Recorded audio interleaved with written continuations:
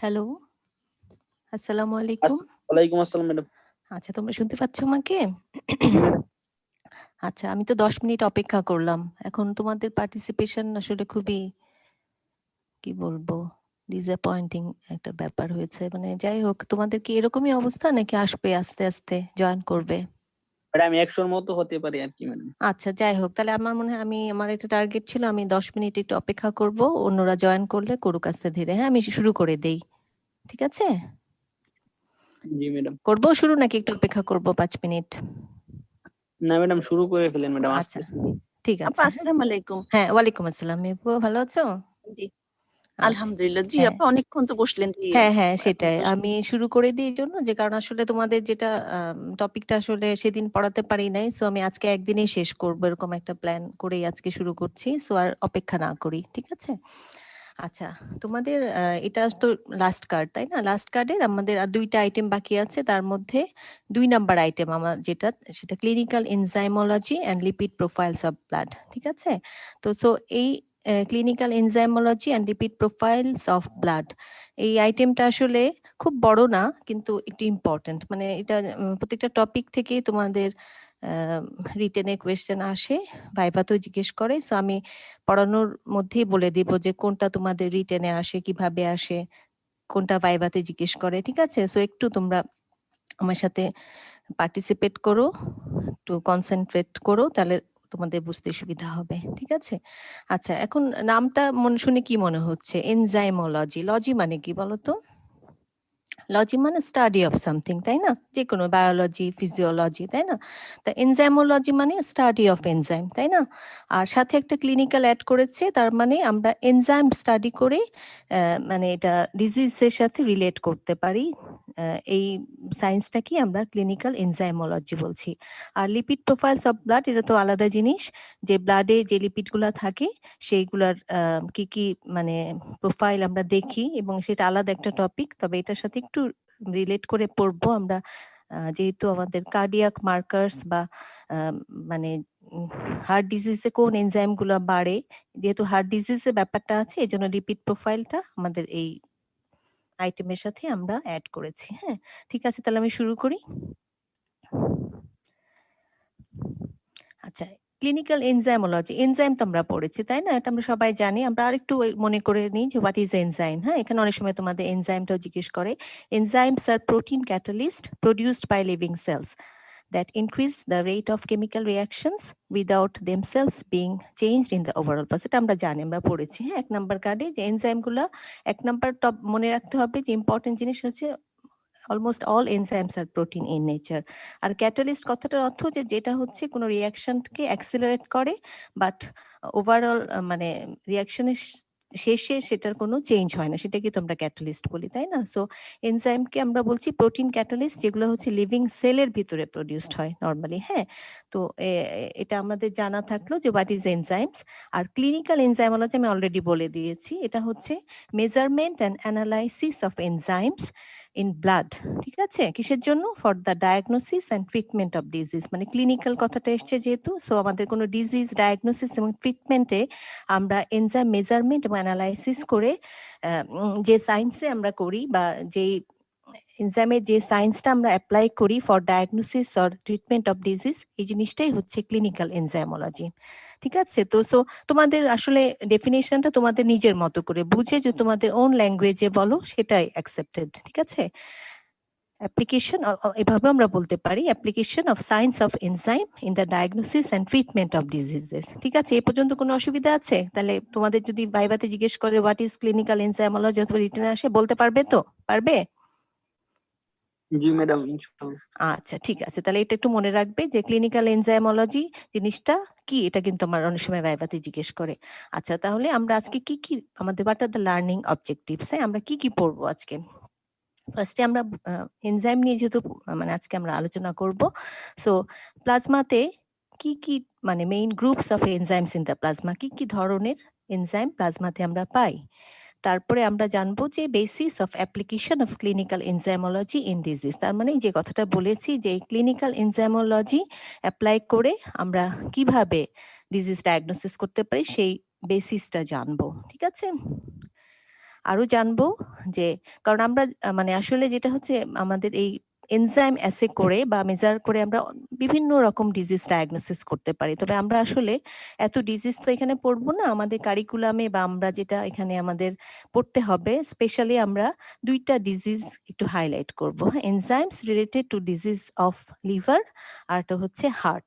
So এছাড়াও আরো অন্যান্য অর্গানের ডিজিজে আমরা এনজাইম অ্যাসে করে অ্যানালাইসিস করে আমরা ডিজিজ ডায়াগনোসিস করতে পারি। তবে আমরা এখানে একটু ডিটেলস পড়বো যে এনজাইমগুলো লিভার ডিজিজের সাথে রিলেটেড এবং হার্ট ডিজিজের সাথে রিলেটেড, শুধু এই ২ টা জিনিসই আমরা একটু ডিটেলস পড়বো। এই দুটো ছাড়াও কিন্তু আরো অন্যান্য ডিজিজও আমরা এনজাইম অ্যাসে করে ডায়াগনোসিস করতে পারি। কিন্তু ওগুলো আমরা জাস্ট নামগুলো জানবো, ডিটেলসে যাব না। ঠিক আছে? আর আরেকটা টপিক বলেছিলাম যে lipid profiles of blood with their clinical importance. ঠিক আছে? এই জিনিসগুলো আমাদের লার্নিং অবজেক্টিভস। সো এখন আমি প্রথমেই বলেছিলাম যে প্লাজমা এনজাইম কয় রকম আছে। হ্যাঁ, আমাদের প্লাজমাতে যে এনজাইম আছে সেটা আমরা কিভাবে ক্লাসিফাই করতে পারি। সাধারণত প্লাজমার যে এনজাইমগুলো থাকে ব্রডলি আমরা ২ টা গ্রুপে ভাগ করতে পারি। ঠিক আছে? কি কি সেই গ্রুপগুলো? একটা হচ্ছে প্লাজমা ফাংশনাল এনজাইমস, আরেকটা হচ্ছে প্লাজমা নন ফাংশনাল এনজাইমস। ঠিক আছে? এটা কিন্তু তোমাদের ভাইভাতে জিজ্ঞেস করে, রিটেনও আসে, what do you mean by plasma functional enzymes and non functional enzymes. তো সো এগুলো আমার জানতে হবে, হ্যাঁ, যে এগুলা কাকে বলে এবং কিছু এক্সাম্পল। একটা এমসিকিউ তোমাদের আসে, আমি এটা পরে বলবো তোমাদের।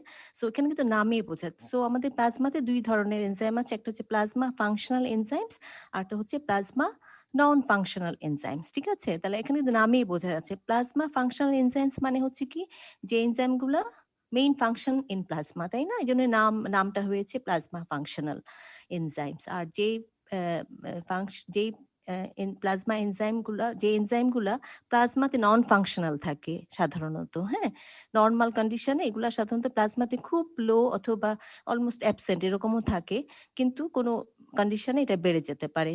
ইউজুয়ালি এগুলা হচ্ছে নন ফাংশনাল যে এনজাইমস গুলো, এগুলো হচ্ছে আসলে ইন্ট্রাসেলুলার এনজাইমস। নরমালি কোনো কারণে যদি সেলের কোনো ড্যামেজ বা ডিজিজ কন্ডিশনে এই তখন সেল মেমব্রেন থেকে এই পারমিয়াবিলিটি বেড়ে যেতে পারে, অথবা সেলুলার ড্যামেজের জন্য আমাদের সেলের ভিতর থেকে এই প্লাজমাগুলা তখন ডিজিজ কন্ডিশনে বা কোনো প্যাথোলজি থাকলে প্লাজমাতে লেভেলটা বেড়ে যায়। হ্যাঁ, কিন্তু নরমালি এগুলা প্লাজমাতে নন ফাংশনাল হিসাবে থাকে, কোনো সেরকম ফাংশন পারফর্ম করে না। এজন্য নামটা হয়েছে প্লাজমা নন ফাংশনাল এনজাইমস। ঠিক আছে? এখন এগুলি একটু আমরা যেগুলো বললাম এই কথাগুলাই আসলে এখানে আছে। প্রথমে আমরা জানি যে what is plasma functional enzymes. ঠিক আছে? সব এনজাইমই কিন্তু সেলের ভিতরে প্রডিউস হচ্ছে। ফাংশনাল এনজাইম যেগুলো হচ্ছে মানে normally produced within the cell, and normally কথাটা বলেছি, normally comes out through the, এখানে কোনো ডিজিজ বা প্যাথোলজি দরকার নেই। যেহেতু এগুলো প্লাজমাতে ফাংশনাল, সো এটা সেলের ভিতর প্রডিউস হয়ে নরমালি এটা সেল মেমব্রেন দিয়ে প্লাজমাতে বের হয়ে এসে প্লাজমাতে এটার মানে পারফরমেন্সটা শো করে। হ্যাঁ, so their main function is in the plasma and their activities are higher in plasma than in the tissues. এই জন্যই তো এটা নাম হয়েছে প্লাজমা ফাংশনাল এনজাইমস। আচ্ছা, এখন এগুলা সাধারণত আমরা এনজাইম জানি যে প্রোটিন ইন নেচার, তাই না? তোমরা জানো না? মানে almost all enzymes are protein in nature. So প্রোটিনগুলো কোথায় সিনথেসিস হয় বলো তো দেখি তোমরা? কোথায় সিনথেসিস হয় প্রোটিনের, মানে সাইট কোথায় সিনথেসিসের? Rough endoplasmic reticulum. না, মানে কোন অর্গান এটা বলতে চাচ্ছি আমি। লিভার। লিভারে। তোমরা পড়েছো না লিভার ফাংশন টেস্টে? গত ক্লাসেই তো তোমরা মানে গত লেকচারে পড়েছো যে লিভারের সিনথেটিক ফাংশনের মধ্যে আমরা প্লাজমা, টোটাল প্লাজমা প্রোটিনগুলা দেখি। যাই হোক, প্রোটিন মেইনলি হচ্ছে আমাদের লিভার সিনথেসাইজ করে। সো কোনো কারণে so as they are hepatic in origin, তাই না? সো কোনো ধরনের লিভার ইম্পেয়ারমেন্ট বা ডিজিজে আমাদের লিভার ফাংশন যদি কোনো কারণে ইম্পেয়ার্ড হয়, সেক্ষেত্রে আমাদের এই প্লাজমা ফাংশনাল এনজাইমগুলো ডিক্রিজ লেভেলে পেতে পারি আমরা। হ্যাঁ, অথবা কোনো জেনেটিক ডিসঅর্ডার, কারণ আমরা জানি যে protein in nature enzyme, so প্রোটিনগুলা তো সব একটা মানে জেনেটিক একটা কোড থাকবে, তাই না, প্রত্যেকটা প্রোটিনের জন্য। সো কোনো জেনেটিক ডিসঅর্ডার অথবা হেপাটিক কোনো ইম্পেয়ারমেন্ট যদি থাকে, তাহলে সেই ক্ষেত্রে আমরা প্লাজমা ফাংশনাল এনজাইমগুলো নরমালের চাইতে কম পেতে পারি। মানে প্লাজমা ফাংশনাল এনজাইমটা কিন্তু আমাদের নরমালের চেয়ে কম পাওয়াটা হচ্ছে অ্যাবনর্মালিটি। ঠিক আছে? আর নন ফাংশনাল প্লাজমা এনজাইম হচ্ছে প্লাজমা যে যতটুক থাকা উচিত তার চেয়ে বেশি যদি থাকে, তখন আমার একটা মানে কোনো ডিজিজ সাসপেক্ট করি। হ্যাঁ, এই জিনিসটা মনে রাখবে যে প্লাজমা ফাংশনাল এনজাইম নরমাল থাকে, এটা যদি কমে যায় তাহলে আমাদের বুঝতে হবে যে কোনো প্রবলেম আছে। হ্যাঁ, আচ্ছা, কিছু এক্সাম্পল, এই এক্সাম্পলগুলো একদম মনে রাখবে। এগুলা ছাড়াও আরো কিছু আছে, তবে ইম্পোর্টেন্ট কিছু এক্সাম্পলস, যেমন লাইপোপ্রোটিন লাইপেজ। এই এনজাইমটার নাম শুনেছো তোমরা? কোথায় পড়েছো বলো? Lipid ma'am ma'am. লাইপোপ্রোটিন মেটাবলিজমে, তাই না? এটা হচ্ছে যে কাইলোমাইক্রন এবং ভিএলডিএল এ যে টিজি আছে সেটাকে ব্রেকডাউন করে, তাই না? এটা ক্যাপিলারি এন্ডোথেলিয়ামে থাকে, অ্যাডিপোজ টিস্যু অথবা মাসেলের। সো লাইপোপ্রোটিন লাইপেজ কিন্তু একটা ফাংশনাল প্লাজমা এনজাইম। আর এটা হচ্ছে কলিনেস্টারেজ। এই নামটা তোমরা শুনেছো, মানে নামে বোঝা যাচ্ছে যে এটা কি হয়। কলিনেস্টারেজ যেটা, সেটা হচ্ছে মানে এটা কলিন মানে এস্টারটাকে হাইড্রোলাইসিস করে, ঠিক আছে? আর প্লাজমিনোজেন হচ্ছে এটা প্লাজমিনের একটা প্রিফর্ম, ঠিক আছে? এইটার মেইন কাজ হচ্ছে যে আমাদের যে ফিব্রিন ক্লটটাকে ডিসলভ করা। এগুলো সব প্লাজমাতে থাকে। এটা মেইন ফাংশন হচ্ছে প্লাজমা। আর একটা হচ্ছে ব্লাড কোয়াগুলেশনের কিছু এনজাইমস আছে, তার মধ্যে একটা ইম্পর্টেন্ট নাম মনে রাখি, থ্রম্বিন। হ্যাঁ, থ্রম্বিনের কাজ কি বলো? তোমরা পড়েছো ফিজিওলজিতে। থ্রম্বিন কি করে? ব্লাড কোয়াগুলেশনের রোলটা কি থ্রম্বিনের? এটা ফিব্রিনোজেনকে ফিব্রিনে কনভার্ট করে না? সো এটা একটা ব্লাড কোয়াগুলেশন এনজাইম। এটা কিন্তু একটা ফাংশন, এটা প্লাজমাতেই কাজ করে। আর সেলুলোপ্লাজমিন, এটাও কিন্তু পড়েছো আয়রন অ্যাবজর্পশনে, মনে পড়ছে? সেলুলোপ্লাজমিন কথাটা আমরা কিন্তু পড়েছিলাম। এই সেলুলোপ্লাজমিনটা একটা ফেরোঅক্সিডেজ, হ্যাঁ, মানে ফেরাস আয়রনকে ফেরিক আয়রনে মানে কনভার্ট করে। So these are the examples.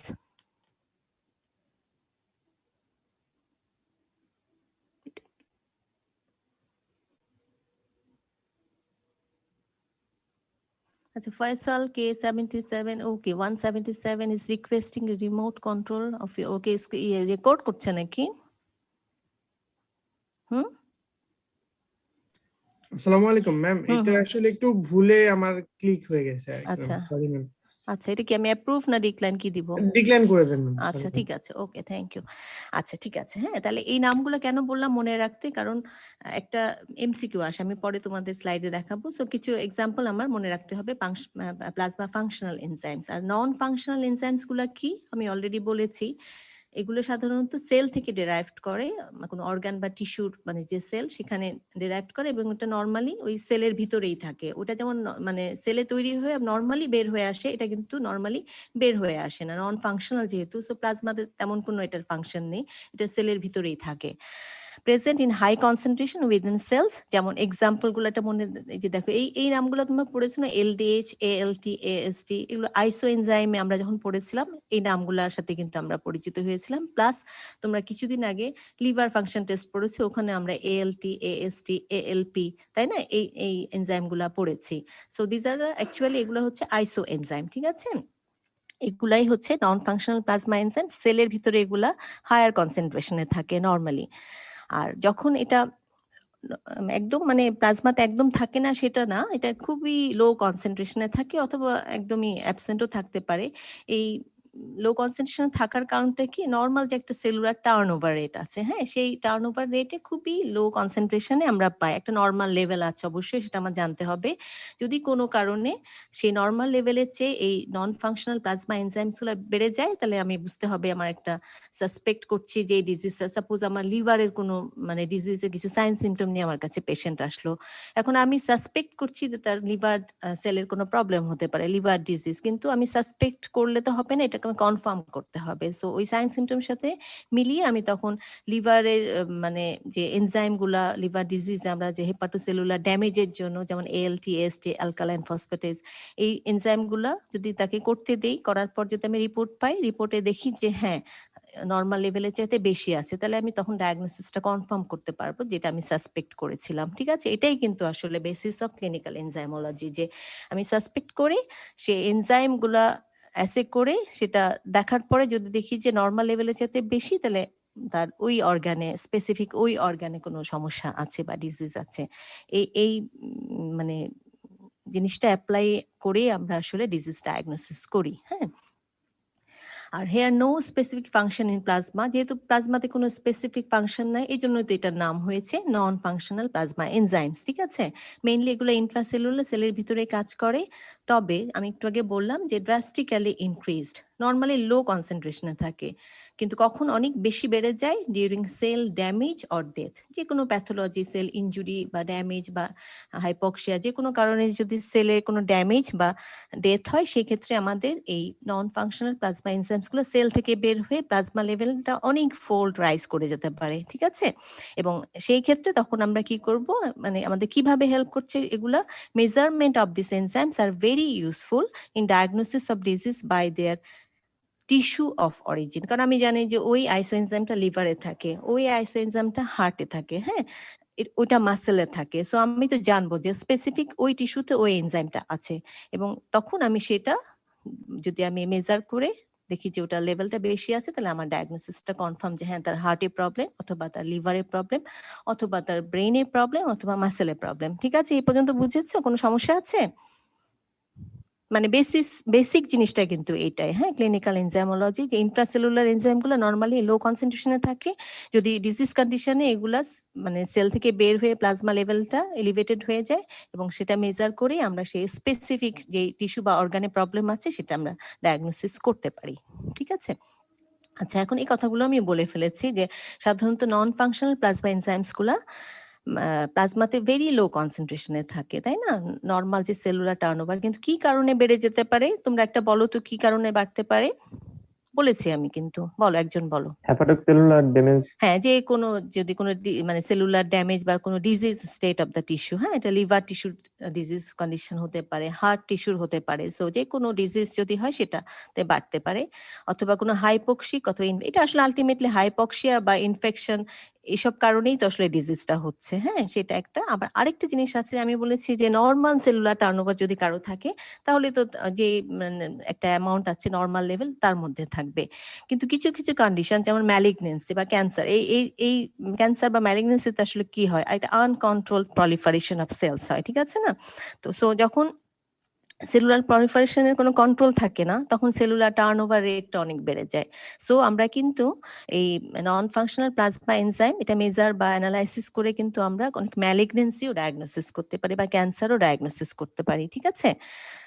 তারপরে যেমন একটা এক্সাম্পল দিয়েছি, এরকম অনেক এক্সাম্পল আছে, আমরা সবগুলা পড়লে মনে রাখতে পারবো না। যেমন এটা খুব ইম্পর্টেন্ট একটা, যেমন মানে প্রস্টেটিক ক্যান্সার, হ্যাঁ, এখানে আমাদের অ্যাসিড ফসফেটেজ এই এনজাইমটা প্রস্টেটে অনেক বেশি থাকে, কিন্তু প্লাজমাতে নরমালি লো কনসেন্ট্রেশনে থাকে। যদি আমি আমার তো আসলে যেটা হবে যে আমি ক্লিনিক্যাল সিমটমের সাথে কোরিলেট করার জন্য আমার কাছে মনে হচ্ছে তার মনে হয় সিএ প্রস্টেট, তখন আমি অ্যাসিড ফসফেটেজ লেভেলটা করতে দিব। যদি দেখি যে হ্যাঁ এটা নরমালের চেয়ে অনেক বেশি, তাহলে আমার ডায়াগনোসিসটা কনফার্ম মোটামুটি যে এটা।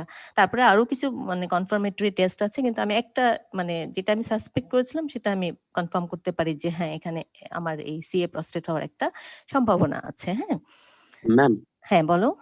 ম্যাম এটা কি পিএসএ অ্যাসিড না, ফসফেটেজটাই পিএসএ না, ওইটা না, পিএসএ না, এটা একটা এনজাইম, ঠিক আছে? আচ্ছা, যে কোনো কারণে যদি তোমার ইয়ে হয়, অবস্ট্রাকশন হয়, যেমন লিভারে তোমরা পড়েছো না, কোলেস্টেসিস হলে কোন এনজাইমটা বাড়ে বলো তো? ওইটা টিউমার মার্কার আছে কিছু, বুঝছো? মানে তুমি যেটা বললা যে আমরা টিউমার মার্কারটা আসলে তোমাদের আন্ডারগ্রেড এখন আমরা পড়াই না। টিউমার মার্কারের মধ্যে যেমন কিছু এনজাইমস আছে, কিছু প্রোটিন আছে, সেখানে তোমার পিএসএ টিএসএ ওগুলার মধ্যে যাবে, হ্যাঁ, আর এটা হচ্ছে এনজাইম। আচ্ছা, এখন যেটা হচ্ছে যে অবস্ট্রাকশন হলে কি হয় বলো তো, কোলেস্টেসিসে কোন এনজাইমটা বাড়ে মনে অ্যালকালাইন পড়ছে? ফসফেটেজ। অ্যালকালাইন ফসফেটেজ, তারপরে গামা গ্লুটামেল ট্রান্সফারেজ, এরকম কিছু। So, কিছু অবস্ট্রাকটিভ ডিজিজে যেমন alkaline phosphatase increased in cholestasis, তাই না? এটা আমরা পড়েছি গত ক্লাসে। আবার কোনো কারণে যদি এনজাইম ইন্ডাকশন বা এনজাইম সিনথেসিসটা ইনক্রিজড হয়ে যেতে পারে, সেটা তোমাদের আসলে এত কিছু মনে রাখার দরকার নেই, শুধু বেসিকটা মনে রাখবে যে নরমালি একটা প্লাজমাতে খুব লো কনসেন্ট্রেশনে থাকে। কি কারণে বাড়তে পারে? যদি ওই স্পেসিফিক ওই টিস্যুর কোনো ডিজিজ বা সেলুলার ডেথ বা ড্যামেজ হয়, সেই ক্ষেত্রে আমার নন ফাংশনাল প্লাজমা এনজাইমটা স্পেসিফিক ওই ডিজিজের জন্য ওই মানে স্পেসিফিক আইসোফর্মটা বেড়ে যেতে পারে। এই স্লাইডটা তোমাদের মনে না রাখলেও চলবে, এটা আমি এমনিতেও দেখালাম যে কি কি কারণে বাড়তে পারে, তবে বেসিকটা তোমরা মনে রাখবে যে নরমালি ভেরি লো কনসেন্ট্রেশনে থাকে, কিন্তু ডিজিজ মানে কোনো ইনজুরি বা সেলুলার ড্যামেজ বা ডেথ হলে আমাদের এই নন ফাংশনাল প্লাজমা এনজাইমগুলো সেল থেকে বের হয়ে এসে আমাদের মানে প্লাজমা লেভেলটা বাড়িয়ে দেয়। হ্যাঁ, এটুকু মনে রাখলেই হবে। এখানে একটা ছবি দিয়ে আমি বুঝিয়েছি, অনেক সময় আমাদের ছবিগুলো মনে থাকে, যে এখানে দেখো এগুলা ইন্ট্রাসেলুলার নরমালি কি হয়েছে, এই যে দেখো নরমাল এই একটা এগুলা সেলের ভিতরে এগুলো এনজাইম, কিন্তু হ্যাঁ নরমাল সেলুলার টার্নওভারে হয়তো একটা দুইটা দেখো খুবই অল্প পরিমাণ এটা ব্লাড ভেসেল বুঝিয়েছি। আর যখন কোনো কারণে আমাদের সেল ইনজুরি বা সেলুলার ড্যামেজ হচ্ছে তখন দেখো এই প্রচুর পরিমাণে ইন্ট্রাসেলুলার এনজাইমগুলো প্লাজমাতে এসে প্লাজমা লেভেলগুলো বাড়িয়ে দিচ্ছে। আর এটা আমার সেলুলার প্রলিফারেশন, যেমন মানে টার্নওভারটা অনেক বেড়ে যাচ্ছে, যেমন ক্যান্সার সেলে যা হয় তখন দেখো যে প্রচুর মানে প্রলিফারেশন, যখনই প্রলিফারেশন টার্নওভার রেট অনেক বেশি হবে, সো আলটিমেটলি আমাদের plasma level of this intracellular enzymes will be elevated. হ্যাঁ, তো এই বেসিক জিনিসটা শুধু মনে রাখো, আর বেশি কিছু মনে রাখার চেষ্টা করার দরকার নেই, সহজ করে পড়ি আমরা, ঠিক আছে? এখন এই যে আমরা নন ফাংশনাল প্লাজমা এনজাইমস বলেছি, যেগুলা মানে সাধারণত প্লাজমাতে খুব লো কনসেন্ট্রেশনে থাকে কিন্তু সেলের ভিতরে থাকে, এগুলাকে আবার আমরা দুইটা ভাগে ভাগ করি, একটা হচ্ছে সিক্রেটরি এনজাইমস আর একটা হচ্ছে ইন্ট্রাসেলুলার। এগুলো আসলে ইন্ট্রাসেলুলার এনজাইমটাই আর মানে মিন করি আমরা। সিক্রেট মানে ডাইজেস্টিভ যে এনজাইমস গুলো আছে, তোমাদের প্রশ্ন হতে পারে ডাইজেস্টিভ এনজাইম গুলা তাহলে কোন গ্রুপের মধ্যে পড়ে, এটা কিন্তু নন ফাংশনাল প্লাজমা এনজাইমস, ঠিক আছে? এগুলাকে আমরা সিক্রেটরি এনজাইমস এইভাবে আবার ভাগ করেছি, নন ফাংশনালকে দুইটা গ্রুপে ভাগ করেছি। একটা হচ্ছে সিক্রেটরি এনজাইমস, এগুলো হচ্ছে ডাইজেস্টিভ গ্ল্যান্ড থেকে সিক্রেট ডেরাইভড হয় এবং এটা আলটিমেটলি আমাদের ডাইজেশনে হেল্প করে, যেমন লাইপেজ, অ্যামাইলেজ, ট্রিপসিনোজেন। সো এই এনজাইমগুলো তাহলে কি নন ফাংশনাল। তোমাদের একটা এমসিকিউ আসে, সেটাতে তোমাদের যদি এই এক্সাম্পল গুলো মনে থাকে তাহলে এমসিকিউটা সলভ করতে ইজি হয়। হ্যাঁ, আর ইন্ট্রাসেলুলার এনজাইমগুলো ইউজুয়ালি এটা আমাদের মেটাবলিজম, যে মেটাবলিজমের সাথে কনসার্ন, কারণ আমাদের মানে মেটাবলিজম তো সেলের ভিতরে হচ্ছে। হ্যাঁ, সো এগুলা মেটাবলিজমের সাথে কনসার্ন, যেমন হচ্ছে এলডিএইচ, এএলটি বলো তো কোন মেটাবলিক পাথওয়েতে আমরা এএলটি পড়েছিলাম বলো তো? ট্রান্স অ্যামাইনেজ গ্রুপের এনজাইমগুলো মনে ম্যাম পড়ে? ট্রান্সঅ্যামিনেশন প্রোটিন ট্রান্স অ্যামাইনেশন। আর এলডিএইচ পড়েছিলাম কোথায়? এলডিএইচও পড়েছি তাই না? হ্যাঁ, ওই যে রিডাকশন হয় না পাইরুভেট থেকে ল্যাকটেট, যে হ্যাঁ এরকম আরো অনেক কিছু আছে এরকম। সো এগুলো আমাদের আলটিমেটলি ইন্টারমিডিয়েট মেটাবলিজমের সাথে রিলেটেড এবং ইন্ট্রাসেলুলার এনজাইমস, এটা মানে মনে রাখতে পারলে এই কিছু না হলেও তোমার এক্সাম্পল গুলো মনে রাখতে হবে। হ্যাঁ, এই যে দেখো আমি এখন একটা এমসিকিউ এরকম টাইপের একটা এক্সাম্পল দিলাম, যে এরকম একটা কোয়েশ্চেন আসে, following enzymes or enzyme is or are active in plasma, তোমরা উত্তর দাও তো। অ্যালকালাইন ফসফেটেজ মানে অ্যাক্টিভ ইন প্লাজমা মানে কি বুঝিয়েছে বলো তো? এটা কি ফাংশনাল নাকি নন ফাংশনাল আগে বলো? Functional ma'am. ফাংশনাল। তাহলে এবার উত্তর দাও, এটা কি ট্রু নাকি ফলস? অ্যালকালাইন ফসফেটেজ বলো False. বলো, এটা একটা একটু মনোটনি ব্রেক False করছে, ma'am. বলো। হ্যাঁ, এটা তো পড়া না, একটু ফলস ম্যাম, এটা কুইজের মতো। হ্যাঁ, এটা false. Ceruloplasmin, True. True. Creatine kinase, False. Lipoprotein lipase, true. True. Thrombin. True. True ma'am. এটা একটা এক্সাম্পল দিলাম, এরকম টাইপের একটা এমসিকিউ তোমাদের আসে। সো আমাদের সব ভুলে গেল, কিছু এক্সাম্পল যদি বিশেষ করে তুমি যদি ফাংশনাল প্লাজমা এনজাইমের নামগুলো মনে রাখতে পারো তাহলেই কিন্তু অনেক সময় মানে নন ফাংশনাল ওটাকে এক্সক্লুড করে দিলেই হয়, ঠিক আছে? অ্যাটলিস্ট এই জন্যই আমি তোমাদের কিছু এক্সাম্পল দিয়ে দেখালাম এবং একটা এমসিকিউটা দেখালাম যাতে তোমাদের জিনিসটা মনে থাকে। আচ্ছা, এখন যে এই কথাগুলো আমি আসলে আগেও বলে ফেলেছি, but the overview of clinical এনজাইমোলজি একদম পুরোনো কথাই, নতুন করে কিছুই নাই। দেখো, enzymes are catalyst of all metabolic reactions in the body, present much higher concentration within the cell than plasma, ঠিক আছে? মানে নন ফাংশনাল গুলো মানে মেইনলি আসলে নন ফাংশনাল প্লাজমা এনজাইম গুলাই বেশি থাকে এবং এগুলা intracellular enzyme, and measurement of its level in plasma indicates whether their tissue of origin is damaged or not, তাই না? যদি ড্যামেজ হয় তাহলে এটা লেভেলটা বেড়ে যাবে, আর যদি নর্মাল থাকে তাহলে বুঝবো যে হ্যাঁ না ওই টিস্যুতে কোনো ড্যামেজ বা কোনো প্রবলেম হয়নি বা ডিজিজ হয়নি, ঠিক আছে? এবং this is the basis of clinical এনজাইমোলজি। একই কথা ঘুরে ফিরে বলছি, ক্লিনিক্যাল এনজাইমোলজিতে আসলে আমরা কি পড়ছি, যে ইন্ট্রাসেলুলার এনজাইমগুলো নরমালি ভেরি লো কনসেন্ট্রেশনে থাকে। আমি বারবার বলছি কারণ এই জিনিসগুলো তোমাদের ভাইভাতে জিজ্ঞেস করা হয়, বেসিক জিনিসগুলা, ঠিক আছে? এখন কোনো কারণে যদি সেই স্পেসিফিক অর্গান বা টিস্যুর কোনো ডিজিজ কন্ডিশন থাকে তাহলে সেই ক্ষেত্রে আমাদের ডিজিজের সাথে কোরিলেট করে আমরা ওই এনজাইমগুলো অ্যাসে করে যদি দেখি যে নর্মাল লেভেলে যেতে বেশি, তাহলে আমরা ডিজিজটা কনফার্ম করতে পারি, একটা ডায়াগনোসিসে আমাদের হেল্প করছে, ঠিক আছে? একটা ডায়াগনস্টিক টুল হিসাবে কাজ করছে। আচ্ছা, এখন আমরা এনজাইমের ক্লিনিক্যাল ইম্পর্টেন্স যদি বলি, কি একটা বলো তো তুমি? অলরেডি আমি বলেছি কি করা যায় এনজাইম দিয়ে, আমরা কি করছি এতক্ষণ, কি করলাম বলো? Diagnosis of disease. হ্যাঁ, তাহলে এক নাম্বার হচ্ছে ডায়াগনস্টিক ইম্পর্টেন্স, মানে ডিজিজ ডায়াগনোসিস করতে পারি। আর একটা হচ্ছে প্রগনোস্টিক ইম্পর্টেন্স। প্রগনোসিস মানে কি, একটা ডিজিজ কতটুকু প্রগ্রেস করছে। ঠিক আছে, আমি একটা ডিজিজ ডায়াগনোসিস করার পর আমি ট্রিটমেন্ট দিলাম, দেওয়ার পর আমি আবার ওই এনজাইমটা করলাম, হ্যাঁ, করে দেখি যে ওটা কি আগের মতোই আছে নাকি কমেছে নাকি বেড়েছে। যদি আগের মতোই থাকে তাহলে আমি বলতে পারি যে ডিজিজটা স্টেবল। আর যদি কমে যায় তাহলে বুঝবো যে হ্যাঁ, এটার প্রগনোসিসটা ভালো, এটা ইমপ্রুভ করছে। আর যদি আরো বেড়ে যায় তাহলে বুঝবো যে ট্রিটমেন্টটা আসলে রেসপন্ড করছে না, আমার অন্য কিছু চিন্তা করতে হবে। এই জিনিসটাই হচ্ছে প্রগনোসিস, হ্যাঁ, ডিজিজের একটা প্রগনোসিস। আর হচ্ছে থেরাপিউটিক ইম্পর্টেন্স। থেরাপিউটিক ইম্পর্টেন্স মানে কি বলতো, মানে আমরা কিছু কিছু এনজাইমকে থেরাপি হিসাবে ইউজ করতে পারি। That means we can use enzyme as treatment purpose also. হ্যাঁ, কিছু কিছু এনজাইম, যেমন একটা খুব কমন এনজাইম, এটা অনেকেই জানে, ডাক্তার হওয়ার লাগে না, জানো তোমরা? আচ্ছা, আমি পরে বলবো, এটা আসছি পরে স্লাইডে। যেমন খুবই ইম্পর্টেন্ট একটা মানে এনজাইম, যেটা মনে করো যে অনেকে নন মেডিকেল পার্সনরাও জানে। হ্যাঁ, আচ্ছা, এখন একটা একটা করে আমরা একটু ছোট করে আলাপ করি যে এনজাইমকে আমরা কিভাবে ডায়াগনস্টিক মার্কার হিসাবে ইউজ করতে পারি। এটা কিন্তু আমি বলে দিয়েছি কিভাবে করতে পারি। সেম জিনিস, টিস্যু ড্যামেজ আর নেক্রোসিস। নেক্রোসিস মানে ইরিভার্সিবল সেল ডেথকে আমরা নেক্রোসিস বলি। এই টার্মগুলো তোমাদের প্যাথোলজিতে পাবে। ঠিক আছে, এখন মনে করো যে এতটুকুই মনে রাখো যে কোনো কারণে জন্য কোনো টিস্যু ড্যামেজ অথবা ডেথ হয়ে যায়, কি কারণে হতে পারে, রিজাল্টিং from any injury or disease is generally accompanied by increase in the level of several non-functional plasma enzymes. দেখো একই কথা কিন্তু, এবং এই জিনিসটাই তো আমরা অ্যাপ্লাই করে ডিজিজ ডায়াগনোসিস করতে পারছি, এবং এখানে এনজাইম আমাদের একটা ডায়াগনস্টিক মার্কার হিসেবে কাজ করছে, তাই না? এই জাস্ট একটা ছবিটা দেখলে আমাদের সময় মনে থাকে, এই একই ছবি, এই যে এটা নর্মাল একটা সেল টার্নওভারে, দেখো এখানে 1 2 3 4 5, জাস্ট একটা সেল ব্রেকডাউন হয়ে আমাদের অল্প একটু এনজাইম। সো এটা নর্মাল যে মানে নন functional plasma enzyme very low concentration থাকে, এটা হচ্ছে নর্মাল একটা সিচুয়েশন।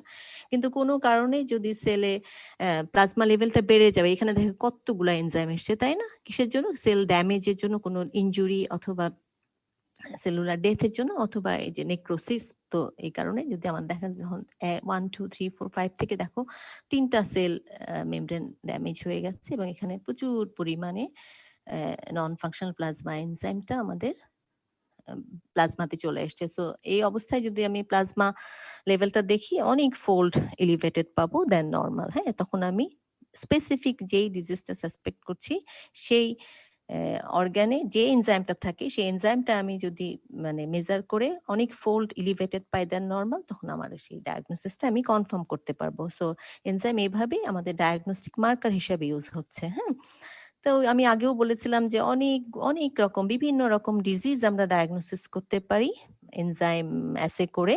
তার মধ্যে কিছু কিছু ইম্পর্টেন্ট ডিজিজ আমরা ডিটেলস পড়বো, আর কয়েকটা নাম জাস্ট পড়ি যে আমরা কি কি ডিজিজ ডায়াগনোসিস করতে পারি এনজাইম অ্যাসে করে।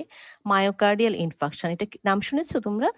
এটা কি কোন হার্ট অ্যাটাক যেটা আমরা বলি। হ্যাঁ, তো সো এটা আমরা একটু পরে পড়বো, কার্ডিয়াক মার্কারস যখন পড়বো। তো মায়োকার্ডিয়াল ইনফাকশন এটা কি জিনিস, এটা আমরা মনে রাখো যে এটা হার্ট ডিজিজ বা হার্ট অ্যাটাক যেটা আমরা বলি। সো আমরা হার্টের কোনো ডিজিজ ডায়াগনোসিস করতে পারবো এনজাইম অ্যাসে করে।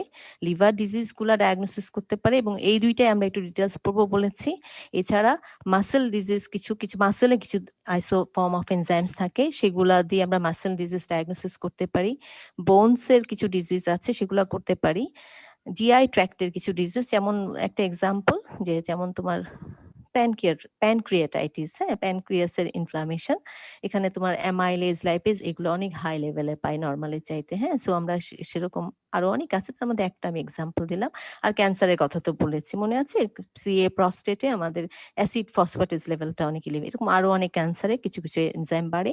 আমরা এত ডিটেলস পড়বো না, আমরা ডিটেলস পড়বো প্রথম দুটো, যে হার্ট ডিজিজে কোন কোন এনজাইমগুলো বাড়ে এবং লিভার ডিজিজে আমাদের কোন কোন এনজাইমগুলো বাড়ে। হ্যাঁ, আর এই নামগুলো একটু জেনে রাখলাম আমরা, ওই একই ছবি। আচ্ছা, এখন আমাদের আসলে আমরা মেইনলি যেটা, যে আমরা এই হার্ট ডিজিজ এবং লিভার ডিজিজে কোন কোন এনজাইমগুলো বাড়ে, এর মধ্যে কিন্তু লিভার ডিজিজে তোমরা অনেক কিছু মানে তোমাদের গত যে আইটেমটা হয়েছে ওখানে কিন্তু একটু পড়ে মানে ফেলেছো। হ্যাঁ, যে হেপাটোসেলুলার এনজাইম গুলা কি কি হয় লিভার ডিজিজে, কোন কি কি থাকে, কোনটা বাড়ে। তো এই জিনিসগুলো তোমাদের জন্য পুরনো, কিন্তু নতুন যেটা হচ্ছে সেটা হচ্ছে যে মায়োকার্ডিয়াল ইনফাকশনে আমাদের কোন কোন এনজাইম, মানে হার্টে আসলে কোন কোন মানে কার্ডিয়াক মাসেলে কোন কোন এনজাইম গুলো থাকে সেলে, এবং সেইগুলা মানে বাড়ে মানে কখন বাড়ে, কিভাবে বাড়ে, এই জিনিসগুলো একটু ডিটেলস পড়ো। লিভারটা আমরা একটু বলবো, কিন্তু আমরা একটু ফার্স্ট চলে যাব, লিভারেরটা যেহেতু আমাদের পুরনো জিনিস। আচ্ছা, এখন আমি আগেই বলেছিলাম যে ক্রিয়েটিন কাইনেজ, তারপরে ল্যাকটেট ডিহাইড্রোজ, মানে এই যে এএলটি, এএসটি, এই যে ইন্ট্রাসেলুলার যে নন ফাংশনাল প্লাজমা এনজাইমস গুলো, এগুলো কিন্তু সবই আইসো এনজাইমস, তাই না? আইসো এনজাইমস মনে আছে তোমাদের? আমরা যে 1 নাম্বার কার্ডে এনজাইমের সাথে কিন্তু আমরা এনজাইম, কোএনজাইম, তারপরে কোফ্যাক্টর, আইসো এনজাইম সবই পড়েছিলাম। হ্যাঁ, একটা ভাইবাতে একটা কোয়েশ্চেন জিজ্ঞেস করে, এটা আমরা পড়ে ফেলেছি কিন্তু তোমাদের ভুলে গিয়েছে, ওই জন্য আমি একটু ছোট্ট করে আইসো এনজাইমসটা বলে দিব। এখন একটা কোয়েশ্চেন ভাইবাতে করা হয় যে আইসো এনজাইমস গুলা, তো এনজাইম তো অবশ্যই প্রোটিন, কোন ধরনের প্রোটিন? মানে স্ট্রাকচারালি যদি বলি, এটা কি প্রাইমারি, সেকেন্ডারি, টারশিয়ারি নাকি কোয়াটারনারি? বলো তো, একজন বলো, কে বলতে পারো? বলো, রাগিব বলো। রাগিব আছো? রাগিব নূর আছো? মুবিন? কেউই নাই তোমরা? আচ্ছা, একজন বলো। Madam quaternary. কোয়াটারনারি স্ট্রাকচার, ঠিক আছে। হ্যাঁ, কেন কোয়াটারনারি কেন বলছি, কেন quaternary more than 1 polypeptide chain থাকে, তাই না? সেই জন্য আইসোএনজাইম গুলাতেও কিন্তু, যেমন হিমোগ্লোবিন একটা কোয়াটারনারি, আইসোএনজাইম গুলো কিন্তু সব কোয়াটারনারি স্ট্রাকচার, মানে মোর দ্যান 1 পলিপেপটাইড চেন থাকলে আমরা কোয়াটারনারি স্ট্রাকচার বলি। হ্যাঁ, ঠিক আছে। তাহলে আইসোএনজাইমস কি? আইসো মানে তো কিছু একটা সেম, তাই না? আইসো কথাটা হচ্ছে সেম। কি সেম এখানে? Having same catalytic function. হ্যাঁ, আইসো কেন বলছে আইসো এনজাইম? এগুলোর ক্যাটালাইটিক অ্যাক্টিভিটি সেম, মানে functionally same but structural difference. ছোট্ট করে যদি বলি, একটা কথায় বলতে পারে যে they are functionally same enzymes, functionally same but structural different. ঠিক আছে, সেম ফাংশন পারফর্ম করে, কিন্তু ডিফারেন্সটা কোথায়? তাদের স্ট্রাকচারাল ডিফারেন্স আছে।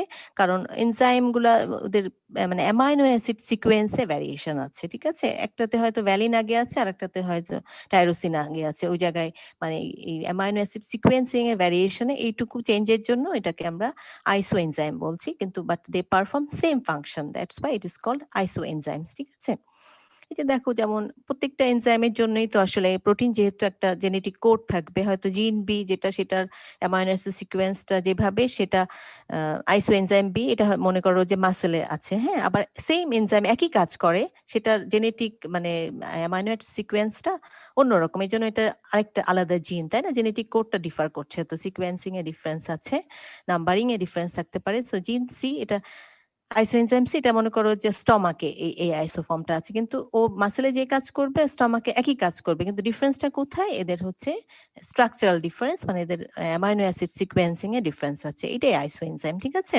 তবে আইসোএনজাইম দিয়ে আমরা ডায়াগনোসিস করতে পারি ডিজিজ, কিন্তু আইসোএনজাইম স্টাডি করে আমরা একদম স্পেসিফিক কোন অর্গানের সমস্যা সেটা আমরা ডায়াগনোসিস করতে পারি। হ্যাঁ, study of isoenzyme is very useful to understand diseases of different organs. কিভাবে? কারণ আমি জানি যে ওই সিকের মানে ক্রিয়েটিন কাইনেজে ওই আইসোফর্মটা আমার হার্টে আছে। সো আমি যদি ওই এনজাইমটা মানে অ্যাসে করে মেজার করে যদি দেখি যে লেভেলটা বেশি আছে, তাহলে তুমি কনফার্ম যেটা হার্ট ডিজিজ।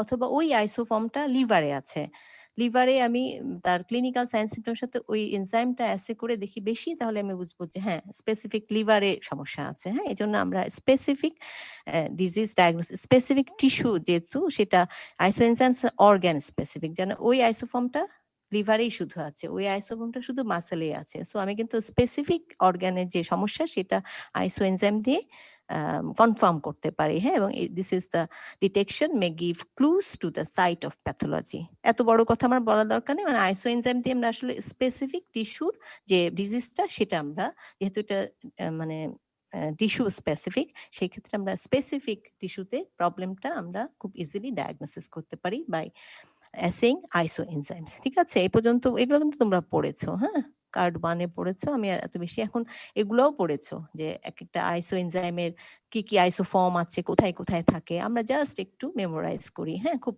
র্যাপিডলি চলে যাব। Creatine kinase is an isoenzyme, এটা একটা ডায়মার। ডায়মার মানে এটা কয়টা পলিপেপটাইড চেন আছে বলো? দুটো আছে। হ্যাঁ, এবং এটা 2 টাইপস অফ সাব ইউনিট দিয়ে হচ্ছে, একটা B for brain and M for muscle, এবং এগুলা বিভিন্ন কম্বিনেশন আলটিমেটলি আমাদের 3টা আইসোফর্ম তৈরি করে, যে CQ1, কারণ আমাদের 2টার বেশি তো করতে পারছে, এই পারমুটেশন কম্বিনেশন এর বেশি তো আর হবে না। একটা হচ্ছে বিবি হতে পারে, এটা ব্রেইনে থাকে, বি ফর ব্রেইন। সো এটা আমাদের কখন এলিভেটেড হবে, যেহেতু ব্রেইনে থাকে, সো কোনো সিএনএস ডিজিজ অথবা ব্রেইন টিউমার্স এক্ষেত্রে। আর সিকে টু যেটা, সেটার সাব ইউনিটটা হচ্ছে দুইটা পলিপেপটাইড, একটা এম একটা বি, সিকে এম বি অথবা সিকে টু।